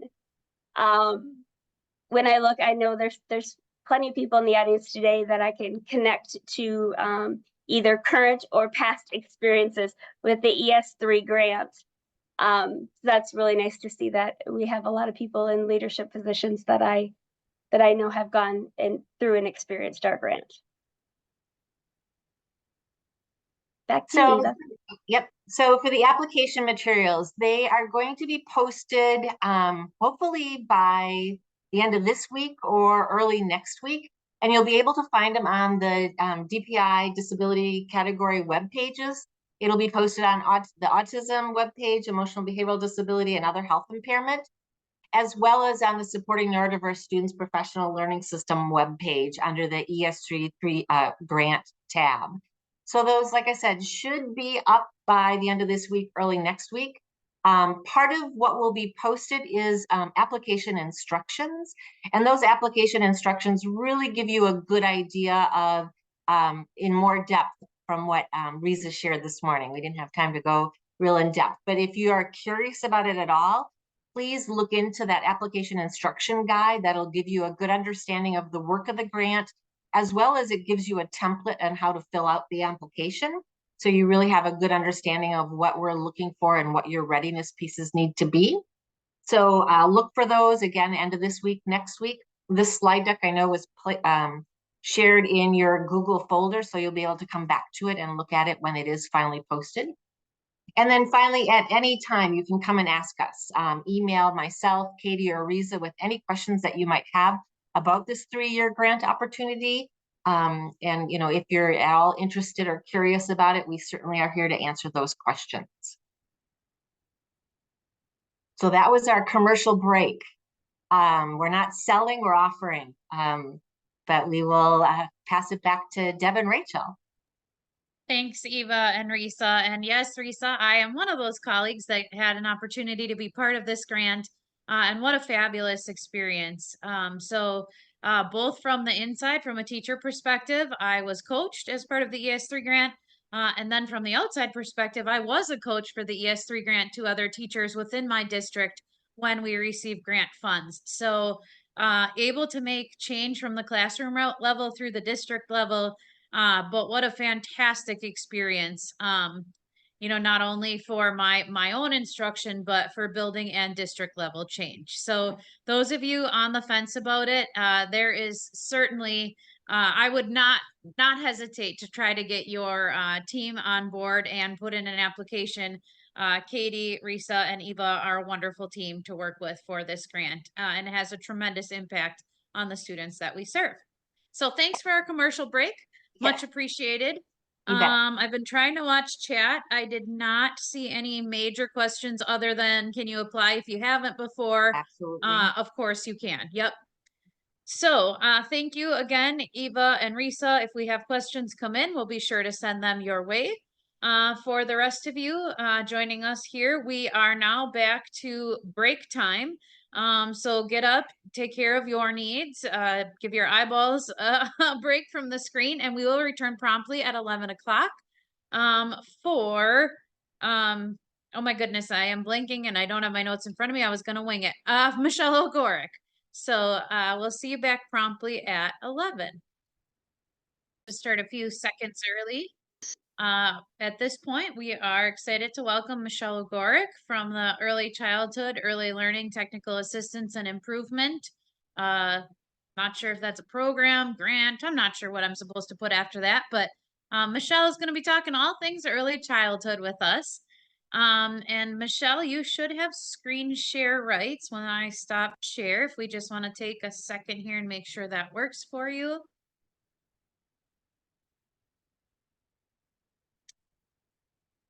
Perfect. It looks really good on my end. Can you hear Other me? than I can hear you. Okay, Yep. perfect. Can you just hit like Yep. present mode? Yep, I will. Perfect. All right. And then Michelle, we're just coming off a break here at 11 o'clock. So you should start to see people return to their spaces, hopefully turn their cameras on. So you're not just talking to a bunch of an empty room or what feels like an empty room. But welcome to our space. We're excited to have you. Hey, thank you.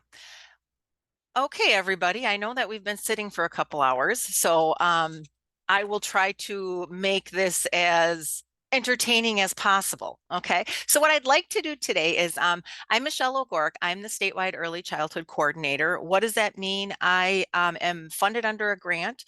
We have TA specialists that I coordinate that provide training and TA. I also provide training and TA, but what we do is anything and everything with preschoolers with IEPs. So I'll tell you a little bit about the grant at the end. What I want to do today is, I know that we have new people, new directors, and I know we have a lot of seasoned people. I didn't say old, seasoned people. So what I'm going to do is I'm going to talk a little bit about the indicators. For the newer people, I think you've probably interacted with the indicators already, so that it'll share what you need to, what you kind of need to know. But for the seasoned people, I put some of our common errors in so that you would know things that are kind of out there that with the indicators that usually cause issues or are usually done wrong. Okay, so that's the scoop here. Deb, if there's any questions in the chat, just let me know. So we're going to look at the indicators.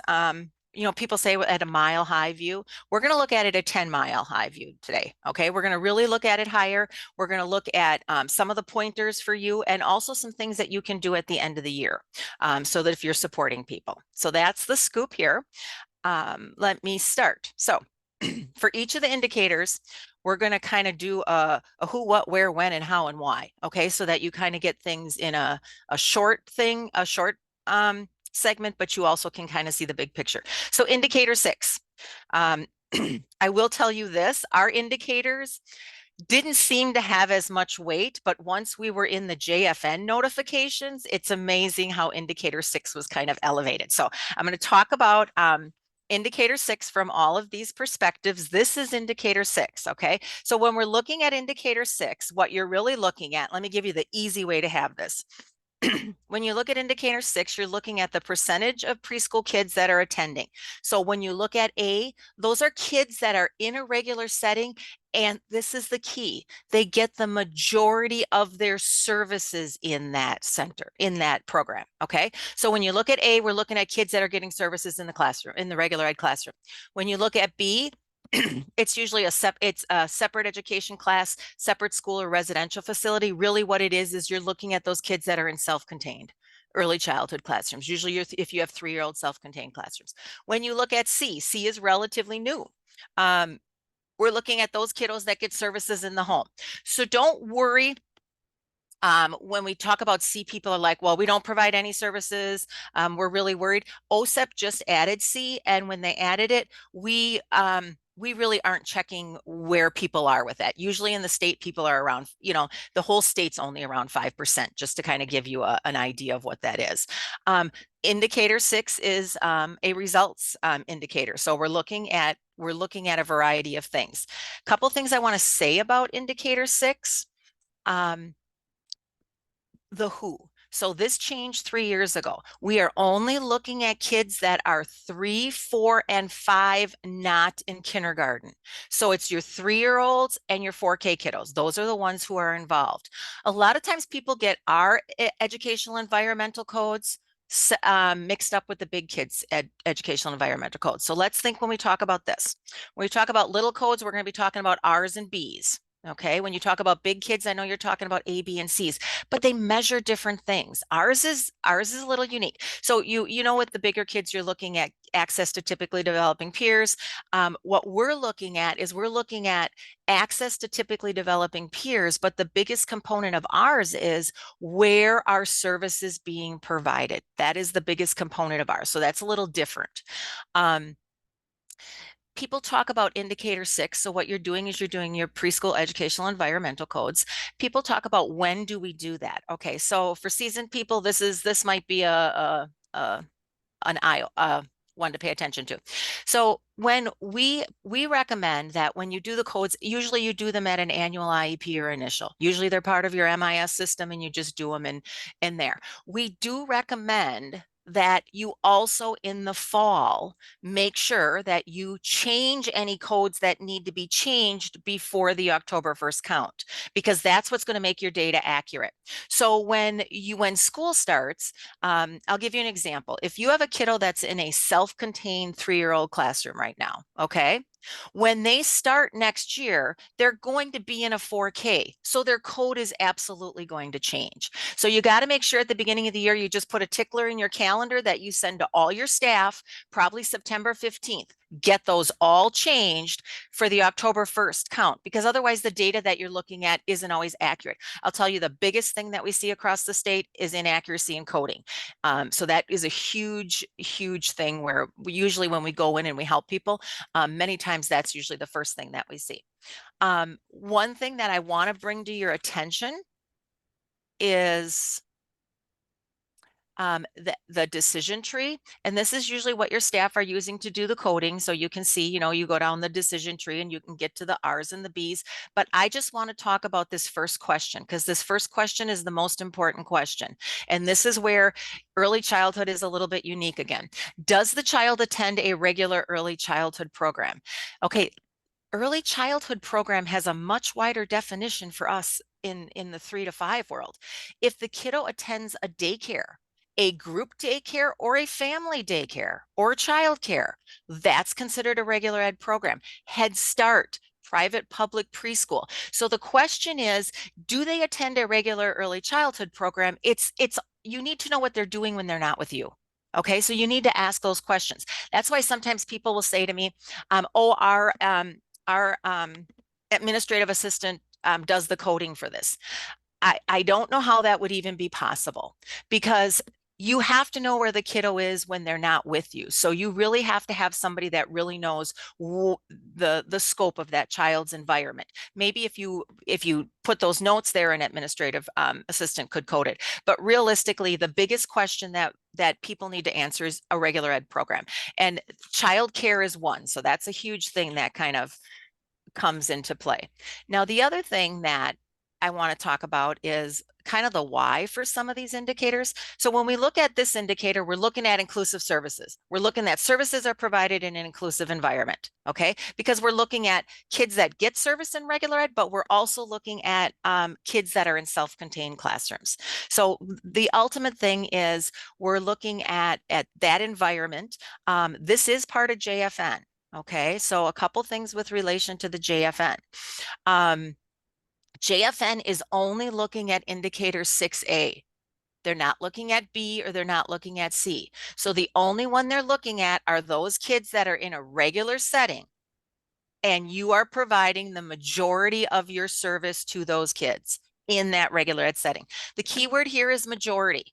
Okay, so if you've got a child you're seeing 2 times a week for 30 minutes, if you have 30 minutes in the classroom and 30 minutes pull out, that's considered, if it's exactly half, that's considered in the regular ed the majority. So really thinking about how that kind of plays into it. Everybody knows that all of our indicators have targets. For indicator 6, the target, I believe, is 35.5. So I just want to talk about what that means, okay? That means that if I have 100 K4 kiddos here, because sometimes people say the targets are so out of reach, and I just want you to kind of get a perspective. If I have 100 K4 kids, let's say I'm the teacher and I have 100 K4s, I'm the director. I have 100 K4s kids in my building that are preschoolers with IEPs. That means what our goal is in the state to have about 35 or 36 of those kids get the majority of their services in that regular ed setting. Everyone, we are on the lower end when it comes to states as to what the target is. So just kind of keep that in mind when you get your JFN. And you see that target, just kind of keep that in perspective. I think that that'll help a little bit. One thing to think about is your indicator 6B and your indicator 6C, you'll have those, but those are not part of the JFN. I will tell you this, if you do get a 0 or a 1 on your JFN, you'll be getting a call or an email from me. We are reaching out to everybody to provide some support. And, I'll talk in a second what that support can do. Really, with relation to indicator 6, there's nothing you really need to do at the end of the year. Okay, the biggest thing I think you need to do is you need to do it in September. So the times that we change environmental codes, you usually do them, you check them or change them at an initial or an annual. Do it at the beginning of the school year before the October 1st count. So there's enough time to get that data. So we have data accuracy. And the other one that I say is anytime. Because sometimes kiddos change. Sometimes kiddos may not have been in a childcare and now they're going to a childcare. Well, that automatically makes them an R code. Okay, so you just have to kind of think about that. So those are the 3 ways that we talk about with indicator 6, like when you're going to look at the codes. The grant that I talked about, the Early Learning Technical Assistance and Implementation Grant, the ELTAI, we offer support. So I'm going to tell you for each of the indicators what kind of support we offer so that you can kind of think about if there's anything that you might need in your district. So with relation to support, as I said, anybody that has a 0 or a 1, we reach out to them. We offer any of these following supports. The first thing what usually happens is if you want support, usually I assign a TA provider, and a TA provider kind of can talk about or do any of the following. They can do any training or technical assistance. They even engage in coaching. But what they do with indicator 6 is usually when they come in, the first thing they do is they do to train on the indicator 6 on how to do the coding. So they really go over the decision tree really detailed. Then what they do is they have people look at their caseloads, because we know that accuracy is the biggest issue with indicator 6. So they look at their data, and then we get working into inclusive services, because the real part about indicator 6 is we're looking to provide more inclusive services for preschoolers, and I think we have research to support that inclusive services are very effective. We know that IDEA requires us to service kids in the least restrictive environment. So I guess let me talk about that for a second. The least restrictive environment for preschoolers. The thing that you need to ask is, where is that kiddo? And can we provide service? Can we have them make progress and meet their goals in the setting where they are? So that's why sometimes we service kids in childcare, we service them in Head Start. If we have a K4 kid, the first thing is we're saying, can I provide those services in that regular ed setting? Same thing for 3-year-olds. If the only option you have is immediately every 3-year-old goes to a self-contained classroom, give me a call and we can do some brainstorming, because realistically, when you look at it from IDEA, if that's the only option you have, we have to have a continuum of options, and we're really going to the very most restrictive environment possible. So we know with inclusive services, research supports it. We know that IDEA requires least restrictive environment. We don't talk about really that much inclusion anymore. We're really talking about least restrictive environment in our grant, because we've been trying to increase preschool options for 20 years now, and we've only gone up like 1 point. So that's why least restrictive environment is in IDEA, and it's a requirement. A lot of times when you talk about inclusion, it's kind of like, oh, this or that.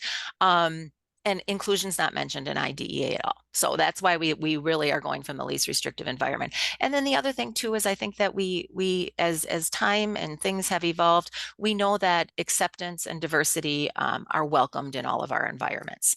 So that's the big thing around indicator 6. One thing I want you to think about is we talked about those targets. So for indicator 6A, guys, we have moving targets. So for indicator 6A, that means our target is always going up. because we want more inclusive services for kiddos. Now, we would never say that all kids need to be fully included all the time. IDEA wouldn't even allow that because we wouldn't be looking at each kid individually and uniquely. But what we are saying is we believe that there are many times kiddos that could have a more inclusive environment, but sometimes it's just the way that we kind of did business. I've worked in the early childhood world for a long time, and sometimes when I was there, if I had an itinerant kid, the way we did business was 2 times a week for 30 minutes pull out. That's just what we did. I did that for every one of my kids, So really thinking about if you have caseloads where everybody's servicing the same way for early childhood, that might be something to think about. Indicator 6B goes down every year, and think about what 6B is. 6B is looking at those kids realistically in a self-contained classroom. We have like 1 child in a residential facility in the state, and not many in separate schools. So just that's the scoop on indicator 6. Now for our seasoned people, I thought I'd put a little game in here. It's not really that much of a game, but I would like you to read these 3. It's kind of like 3 truths and a lie. So there's 3 statements on here that are true, and 1 is a false statement. So do me a favor, read them. I'll be quiet, and then put in the chat which one you think is false.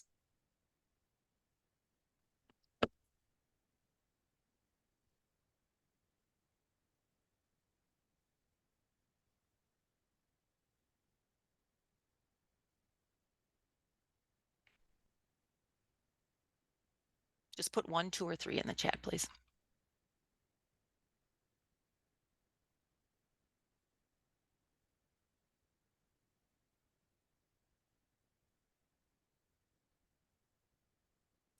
Okay, so we see lots of 3s, and we also see a 4. Okay, a couple of those. So couple big things. I tried to make these are things that people kind of have some issues with. We have people in the first one, WISE data state reporting includes 3-year-olds with disabilities. There are times when I'm in a school district where their 3-year-olds are not enrolled, which means that they don't even have an MIS number. So those kiddos, you're not getting any of your funding for. So make sure that your 3-year-olds are definitely in everything they need to for state reporting. We talked about a regular early childhood program is Head Start Child Care Private. So that's true. Those are both true. EC and educational environmental codes are only changed during annual IEP meetings. That's false. 3 is the false one, because they really should be changed at the beginning of the year or any time that they need to be changed. And this is another one. And educational environmental codes are reported for those that are receiving services plans. So you would think that we'd be consistent in our indicators, but we're not. So for indicator 6, kiddos are in. If they're on a services plan, they are in the reporting. For indicator 7, if they're in a services plan, they're not part of the reporting. And we'll talk about that when we talk about 7. So that's the scoop for 6. If anybody has any questions, you can unmute or you can just throw it in the chat, but I'm going to keep moving for time's sake. Michelle, Okay. we do have one Okay. hand raised. Okay. Heidi from CISA Heidi. 7. Oh, I thought I unraised it. I'm sorry, Deb, but this was before Michelle. I just, for the new people, when I started 7 years ago, I had very little experience with early childhood. And so I learned a lot from Michelle. So thank you, and other people that, because we were identified as needing assistance at that time because of our ed environments, we had a program. And everybody thought that EC program was fabulous. And it was. We had great teachers, and we had these students, but they were all students with disabilities all in one room. And so what I learned probably, and this might seem just normal to everyone else, but we were over-identifying students that were coming from marginalized populations, thinking that EC, special education, was just getting kids ready for 4K and getting them ready for 5K. And that is not what it is. It is students with disabilities, and we have to be really careful. So in 7 years, I mean, it's just, I just wanted to throw that out there, especially for the new people. But we had to change our whole mindset around EC, honestly, and about what the purpose was. So just Well, wanted to put that out there. And Heidi, let's think of the two disability areas that are probably people think are, for some reason, the better ones: speech and language and STD. So, you know, just kind of thinking from that perspective. Yeah, that kiddos with a disability. Absolutely. Okay, indicator 7.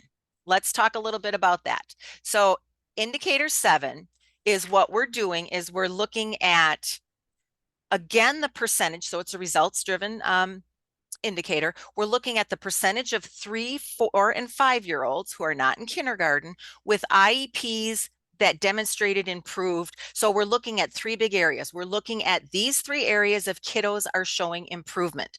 Now, they may have some improvement when we're doing the calculations within themselves, but we are always comparing against typically developing peers. So that's a really important part of this thing. So we look at positive social emotional skills. That's really looking at social emotional play behavior. Then we look at acquisition and use of knowledge and skills. That's looking at some communication, early literacy, early learning, some cognitive skills. And then finally, we look at the use of appropriate behaviors to meet their needs. There we're looking many times at some of those adaptive skills, some of those self-help skills, some of those motor skills. So those are the big things that we're looking at when we talk about indicator 7. A couple things that I want to say about indicator 7. So if you're seasoned and you have the number 6 in your head when we talk about indicator 7, 6 years old, get it out of your head. 2 years ago, we changed that. Only kids that are involved in indicator 7 are 3, 4s, and 5s that are not in kindergarten. Okay, those are the kiddos that we're looking at. 6 years old, the age is irrelevant. We're looking at really those kiddos that if you went to K5, you are out of child outcomes. When we look at child outcomes, your child outcomes is an indicator that you do throughout the whole entire year. So anytime that there's an initial, you're gonna do a rating on the child. So what it is we have a team of people, okay, that sit down and rate the kiddos in these 3 areas. And what they do is they use a 1 to 7 point rating scale, 1 being having very significant complex needs that are very, very far from typical developing, to 7, which is where the kiddos are functioning within typical developmental levels.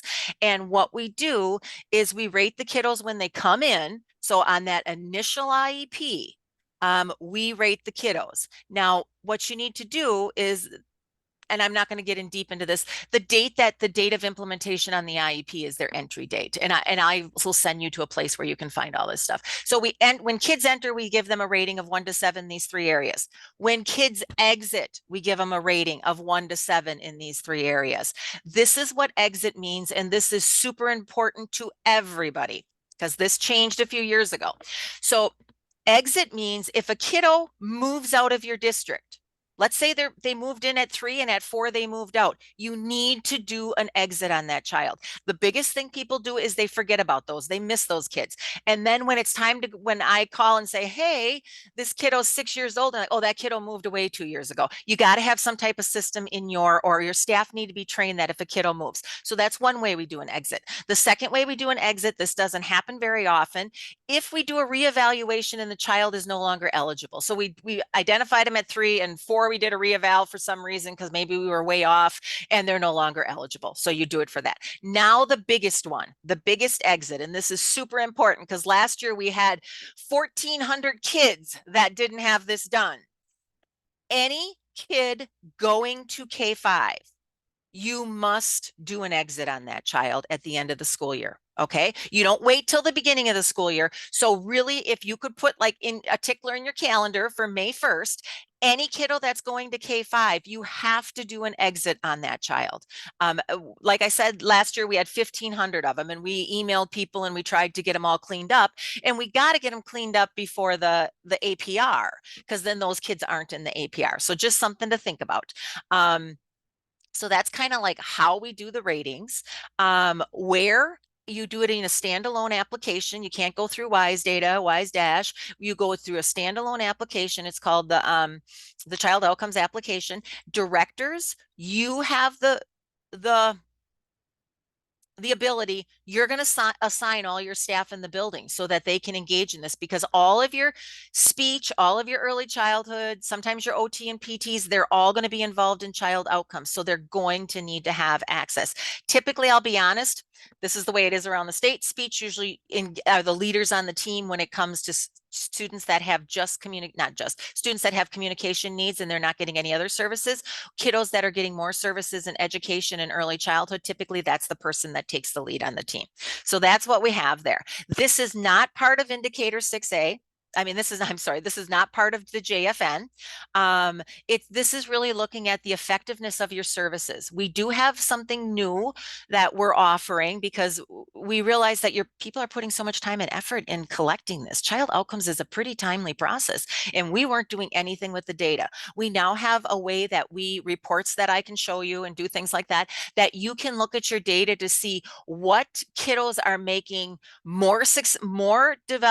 they're changing their trajectory, so they're getting closer to same age peers than other kids, what kids are staying the same. So we've got a way to do a data dig with indicator 7 if you're ever interested in that. Big end of the year, like I said, please get every kid that's going to K4, that needs to be done at the end of this year. Support for that our grant can provide.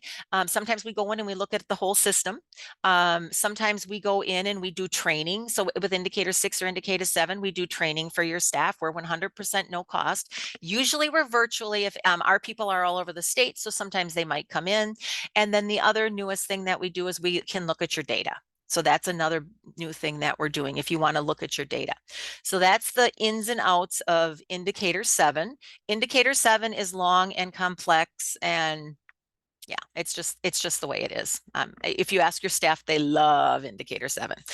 But we do use the data now, and we do have some pretty good ways to do it. Okay, let's test your skills. 3 truths and a lie, 3 positives and a false. Put it in the chat.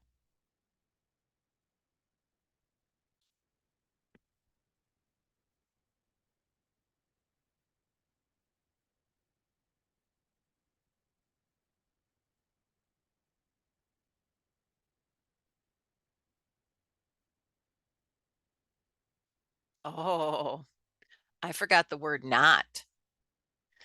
So we have two falses. I put this together last night. 2 of them are false.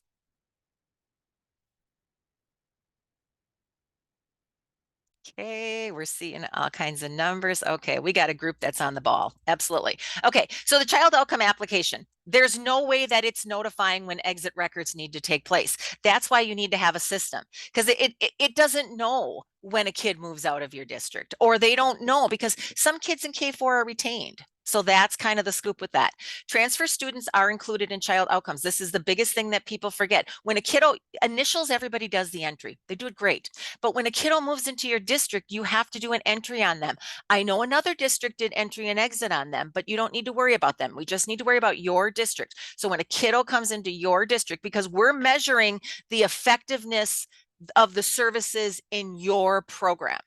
Okay, when we send it to OSEP, we're really looking at the effectiveness of the whole entire early childhood as a whole. But when we look at our targets, we're looking at your effectiveness of your program with the growth of kiddos. Okay, when we look at I got to move my thing here. When we look at exit ratings are completed for children when they turn 6, absolutely false. We know that when they go to K5, when they move out of your district, or when they are no longer eligible. And exit outcomes must be completed within 30 days of exit. So that actually is true. Now, the one thing that happens is that means that your teachers, because some teachers might have a lot of these to do at the end of the year, that means your teachers, if you tell them May 1st, they can pretty much start the middle of May, early May, to start doing the child outcomes, the exit. So it's not so much at the very end.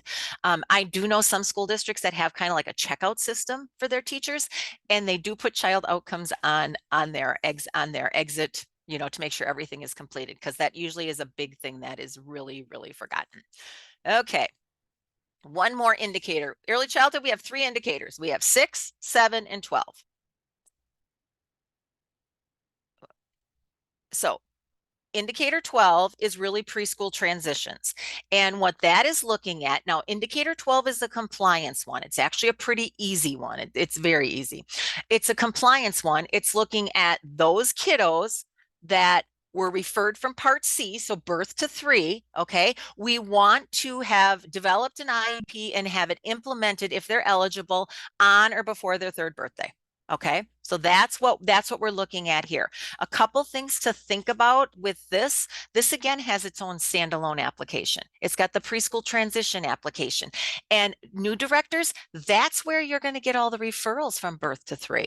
So you know, you got to make sure that you kind of stay on top of that. And really what we're doing, it's those kids coming from part C to part B. And what we want is we want a smooth transition. We don't want, especially little ones, when time is so important, we don't want little ones to have a break in service. We want it to be 100% smooth. So that's why it's on or before their 3rd birthday. You know, it's amazing how many 3-year-olds that I had when I was in the classroom on their 3rd birthday. It was birthday day, the first day they came to me. But we want this to be kind of this smooth transition. The other thing here is sometimes we hear that from birth to 3 that districts say they don't do referrals in the summer. Any birth to 3 referrals that come in the summer, you have to do them, because when that referral comes through the preschool transition application, that's starting your timeline. Okay, so you know, to kind of go through that, you have to check the thing. I believe that you can have a thing sent to you. Usually you get an email, whoever is in the preschool application, you get an email, a notification. You get 2 notifications. First notification says there's a child that might be eligible. If you're a big district, you get hundreds of those. Okay, they don't even tell you who or anything about it. The next one tells you the referral and it has all the information in. So those are kind of the, I don't know, the bigger points of indicator 12. As I said, indicator is a compliance one. It's 100%. 100% of your kids from birth to 3 that are coming to you, you need to have those IEP, you need to have eligibility, IEP, and implementation by their 3rd birthday. So it's a pretty clear-cut one. If you have, as you're going through working on the indicators, if you have any questions, indicator 6 and indicator 7, I can answer almost every single question. I've gotten really good at this the past 7 years. Indicator 12 usually goes to Jenny Bibler. She is a DPI consultant, an early childhood consultant at DPI, and I'll put a link for her in there too. So that's kind of the scoop. So let's see how we did on here. It's good I read them with you so I see if I made any mistakes last night.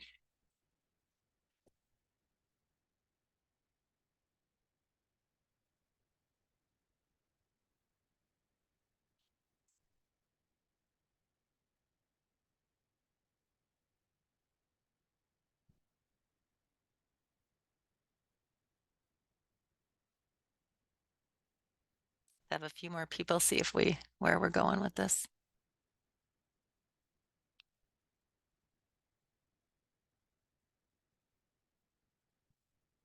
Okay, so we got some 3s and 4s, so let's read these. The target for indicator 12 is 100% compliance. Yes, it's a compliance one. Referrals are received through the preschool transition application. So again, you got to make sure, new directors, that you have access to this, which I think you should already, but you also have the ability to assign people, because I usually get emails, you assign the people. You can assign the roles to people. Okay, a referral is sent prior to or the day of the transition planning conference. Okay, so that actually changed not long ago. That's actually true. Okay, so that's actually true. And only eligibility must be determined on or before the child's 3rd birthday. That one's false, because we have to have eligibility, IEP development, and IEP implementation. Okay, so I'm Michelle, going to can talk you a little bit talk about the transition conference. TPC? Yeah, because to me, that's where you're kind of talking as a team about, but maybe I missed And that's that. exactly. So what they call a TPC, it's a transition planning conference. And what that is birth to 3. invites you as the LEA to come to the transition planning conference. You got to go to the transition planning conference. And what that is it's kind of like a handoff. It's talking about the kiddo. It's talking about some of their strengths, some concerns they might have.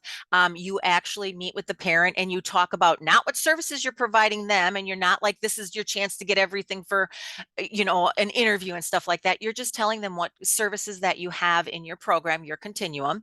And then what has to happen is they have to put that referral in on or before that transition planning conference. And that has only been probably less than 2 years that one has been a true statement. So that usually if it goes after, those are counting those late ones. So that's the scoop on that. So I gave you in a nutshell, like the quickest nutshell ever, indicators 6, 7, and 12. I think the moral of the story is now I'm going to tell you about our grant. And if you have any questions, all you got to do is email me. So as I said, we have this grant. Let me tell you some of the services that are offered. If you are a new director, if you reach out to us, you get assigned a TA person that you can ask questions to anytime whatsoever. So if you, if you want somebody attached to you, so for those easy early childhood questions, usually your RSN answer a bunch of those, but if you need additional, so if you are a new director and you want a TA person assigned to you, it's just so you have somebody to always ask questions to. We do trainings. So we do a lot of trainings around the state. Most of our trainings are virtual, but we have 3 real formats. So we usually do like series. So these are just series where it's more informational and kind of like what I'm doing today, like kind of talking at you. Okay, so it's not much application of content. It's getting stuff out there so people know what have the content, at least access to the content. Okay, we do cohorts. So our cohorts are usually 7 or more times we meet virtually for 1 hour, and they are on particular topics, but what they are is they're kind of run like a mini class. So if your indicator 6 was a 0 or 1, you might want to really ask your teachers if there's a possibility if they could join the inclusive services cohort. Or if you looked at your indicator 6 and wow, the biggest group of pullout are speech, which we've noticed across the state. So I guess that's one thing that we're targeting in the state for indicator 6. We've noticed that there are almost double speech children with the identified as speech versus children identified as other things. There's more than double speech. So we need to really work on that. So many times, not many times, a huge percentage of our kiddos that have speech and language needs and no other needs, they are pulled out at a very, very high rate. So that's why we're putting that. We also, we have cohorts for paraprofessionals. So we have cohorts that if you want your paraprofessionals to come learn some things about working with preschoolers with IEPs. Again, it's usually a longer session. It's usually multiple sessions and it's only an hour. We also, any of these things, if you want training at your school individually for your staff, we do that too. Our TA specialists do that. And then we have a couple things that are kind of odd things or events. We have a couple community of practices for larger LEAs. That's by invite only because sometimes they have particular unique needs. One thing that's happening, we talked about SDI this morning. We are doing a whole entire day on specially designed instruction for preschoolers. We have the state conference, early childhood conference, which is March 6th and 7th. We have a pre-conference the day before, which will be all on specially designed instruction for preschoolers. So it should be pretty good. Again, if that's something that you can't get your teachers out to and you want training on it for your staff, or you want to, not even necessarily like a training, if you want to have a facilitated discussion with your staff, all you got to do is email me and we can do that. The only other thing that we have is we have this year across the state, we are going around and we are doing a full day workshop in each CISA. So the RSNs have been extremely helpful. Thank you.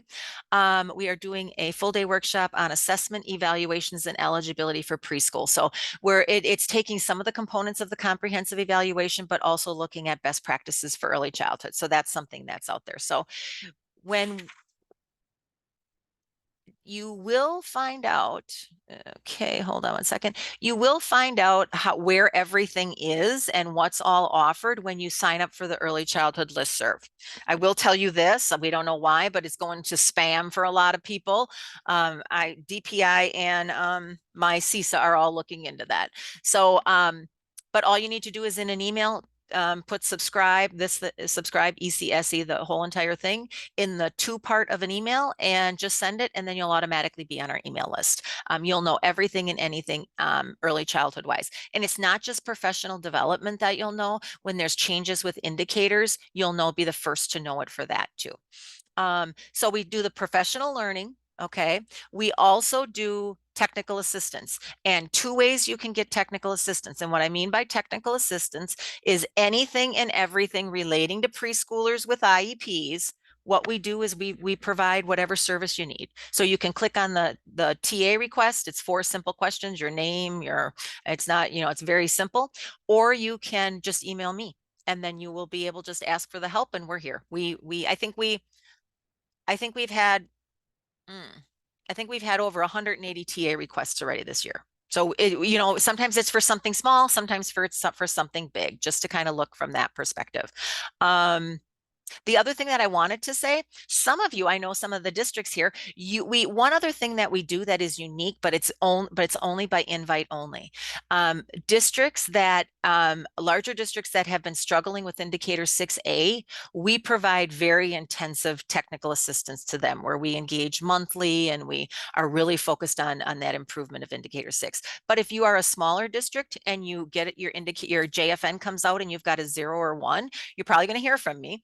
But what you can do is you can reach out, and we have kind of like a plan that we do with people to kind of help them think of all the things that they might need to look at. The other thing too is this year we're I apologize, I don't even know what they're called. The plans that you have to write for JFN, if you have to write a plan. We have had many of our TA folks have been joining those with their district because they've decided to work on indicator 6. So that is the scoop. If anybody has any questions, if you need any help or any support, moral of the story is all you got to do is email me and life goes good. Well, thank you, Michelle. That was a whole lot of information in a little bit of time.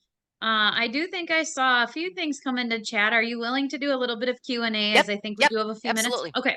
I was grabbing them and sticking them in the parking lot, but as long as you're willing, I'll try and hit a few here.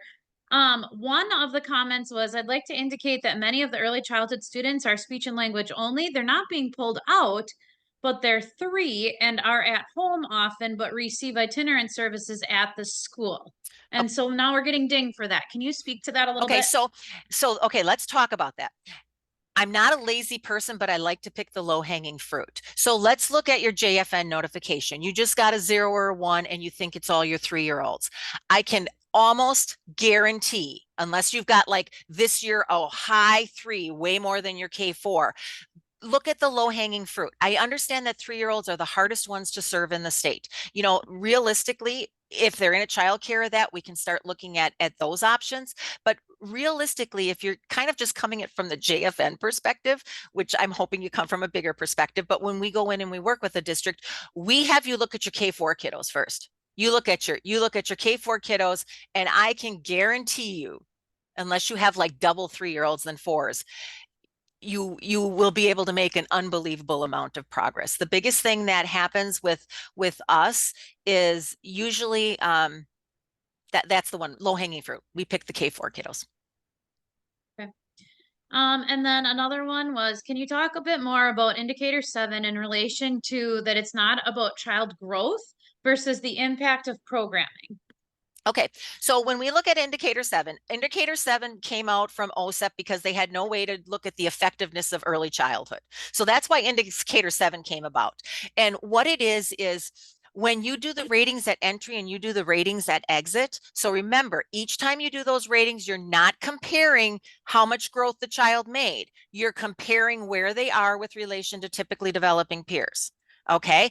And then what happens, I call it the magic calculator, but what happens is we take all those numbers and we put them in 5 progress categories. Okay. So we are able to look at your kids that started within age expected and leave within age expected. And those were kind of like, well, why were they special ed? Then we look at kids that were not age expected and they moved to age expected. We look at kids that made growth, but this is the key word, they didn't change their trajectory. So they only made a little bit of growth. Okay. But then we look at a pocket of kids that completely change their trajectory. What are you doing with those kids? Because that's the magic bullet. Okay. So those are the kiddos that we kind of decipher through all your data, and because we have the progress categories in that, we decipher through your data to kind of show you who those kiddos are. And sometimes people will be able to see right away, if it's not like a district of 100,000 kids, they're able to see right away, well, look at all those kids are provided inclusive services, or all those kids might be provided in a self-contained, whatever it is. We look at the data from that perspective. But yeah, because what that is when I say the effectiveness of your program, it's looking at those students that made growth, but really not enough, very minimal. It looks at those kids that didn't make any growth whatsoever. And then it looks at those kids that made growth and they changed their trajectory. They made more than projected growth. So those are the ones that we kind of look at. And again, they're only comparing them against typically developing peers. So theoretically, you could have a kid that started as a 5. So when they were 3 years old, they were tantruming maybe now and then and stuff like that. But now when they're 5, we're comparing them against 5-year-olds. That kiddo could stay at a 5 or even go down to a 4. So you got to make sure we have a decision tree for that. All right, 2 more. To be clear, you have to document students for indicator 7 who are referred by birth to 3 and anyone else, i.e. parents, doctors, etc. We have had many parents making referrals who have turned down birth to 3 services. So if and I'm assuming you're thinking that they're 3 years, or maybe they're like 2 years, 11 months when they're coming to you, those kiddos will be just straight referrals to you. If only the birth to 3 referrals you will get from the birth to 3 program through the transition planning conference. Now there are times that sometimes birth to 3 may have done an evaluation and the parent didn't pick services. There's a whole bunch of little nuances in that you need to connect with your birth to 3 agency, because sometimes if it's like 5 or 6 months before, or even like 3 months before, we will tell the birth to 3 agency that they should put that referral in, and it'll be considered a birth to 3 referral if they had done eligibility and provided some service, and then the parent just kind of took them out of it. So there's a lot of nuances with that with indicator 12. Okay, so if this was your question, because I didn't necessarily grab names, but if you need more clarification, feel free to unmute and jump in. The last one I had was oops, sorry. I was just going to say, I just wanted to make it clear, but also the fact that then we don't get any notifications on them. So we now have to punt in terms of services. So just be aware. I mean, like I said, I don't know if it's something that's happening across the board in multiple locations in the state, but we had many, many parents who declined birth to 3 services and then referred their students, and we had no idea the students were coming, and they were not small needs. And sometimes parents, it's their prerogative, they decline the services, but sometimes parents go through their insurance and they get the individual therapy through Absolutely. that rather than and I can type this in the chat, but I think the other thing that I always struggle with is and there's nothing to be done about it, and you can say noted and move on, but it's a really burdensome application. When you've already created an IEP, I feel like all I need to do, I feel like I could create a Google Doc of the IEP and drop that link into every single one of those questions. And then, so you're talking indicator 7 now. I'm talking indicator 7. Yeah. I mean, just the entry and exit outcomes it's a burdensome process, and it's, I understand all the reasoning for it. I understand everything about it. And like I said, you can simply say noted and move on, but I want to say a couple things about it. So I agree that like I said, indicator 7 is very, very time consuming. One thing that might cut down on the time is when you are putting the evidence in, you don't need to put a big paragraph. Read the question and answer it very succinctly. So that can cut down on, that might be able to cut down on a little bit of time. There was one other thing I was going to say about that. I don't know if it comes to me, I'll say it, but I agree. It's very time consuming. Is the age anchoring tool tied to that too, though? And you have progress monitoring ongoing, so it shouldn't be that you're sitting down at just like any progress report at the last minute and saying, "Oh, did they make progress over the last 9 weeks?" I mean, I know it's easier said than done. 100%, but having to copy and paste all of that into a separate thing that Yeah. truly, I'll be honest, Michelle, I'm excited to hear that there's any kind of note being made, like there's anything being done with this, because we put in hours Yep. of time and have never been contacted. Correct. And So. if you want to look at your data, you and I can look at your data and disaggregate it. Take us a half hour and we can see where everything is. So I think that maybe in the future. Yep. Right Yep. now, I mean, right now we're just in yeah. the transition phase. Yep. Yep. Mhm. The other thing too is that's one thing, Heidi, thank you for bringing up. An age anchoring tool is required with child outcomes. And the reason it's required is it tells us what typically developing kids do. Because I was in a self-contained for 5 years, and I can tell you that when I left that self-contained, I had no idea what typical development was. So just kind of think from that perspective. An age anchoring is required. Now, at initial, you've just done a million tools that are norm reference that anchor to age. So you really don't have to worry about it on initial. It's those exit. So another thing to think about with that is try to think about, like teaching strategies gold or stuff like that's related to your curriculum. Sometimes you have age anchoring there. Can I ask a question actually about that exit? If you have Yep. a student that transitions transfers, to another school, how do you then complete that, like with parents and teachers, if they're leaving abruptly?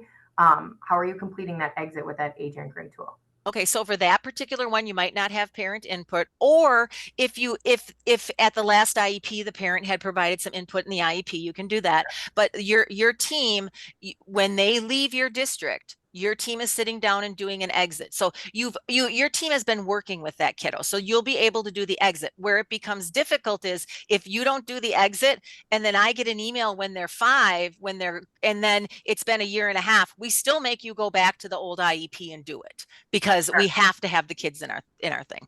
And then I'm curious, just with the exit, if it's not always tied to, like you said, when students are leaving 4K into kindergarten, that's when we're now doing those exits, but that's not necessarily tied to a reevaluation. But I'm just curious, are other districts like getting consent? Because thinking about some of those age anchoring tools, that's an evaluative. No, it's not like an assessment. Nope, you do not have to have consent to engage in child outcomes, nor do you the age anchoring tool. And I put a link to each of the DPI web pages if you want that. That's a specific question in the FAQ in writing. Got it. Okay, thank you. Yep. Okay. All right. Yeah, exactly. Let's pause and take a breath. That was just so much valuable information. Thank you so much, Michelle.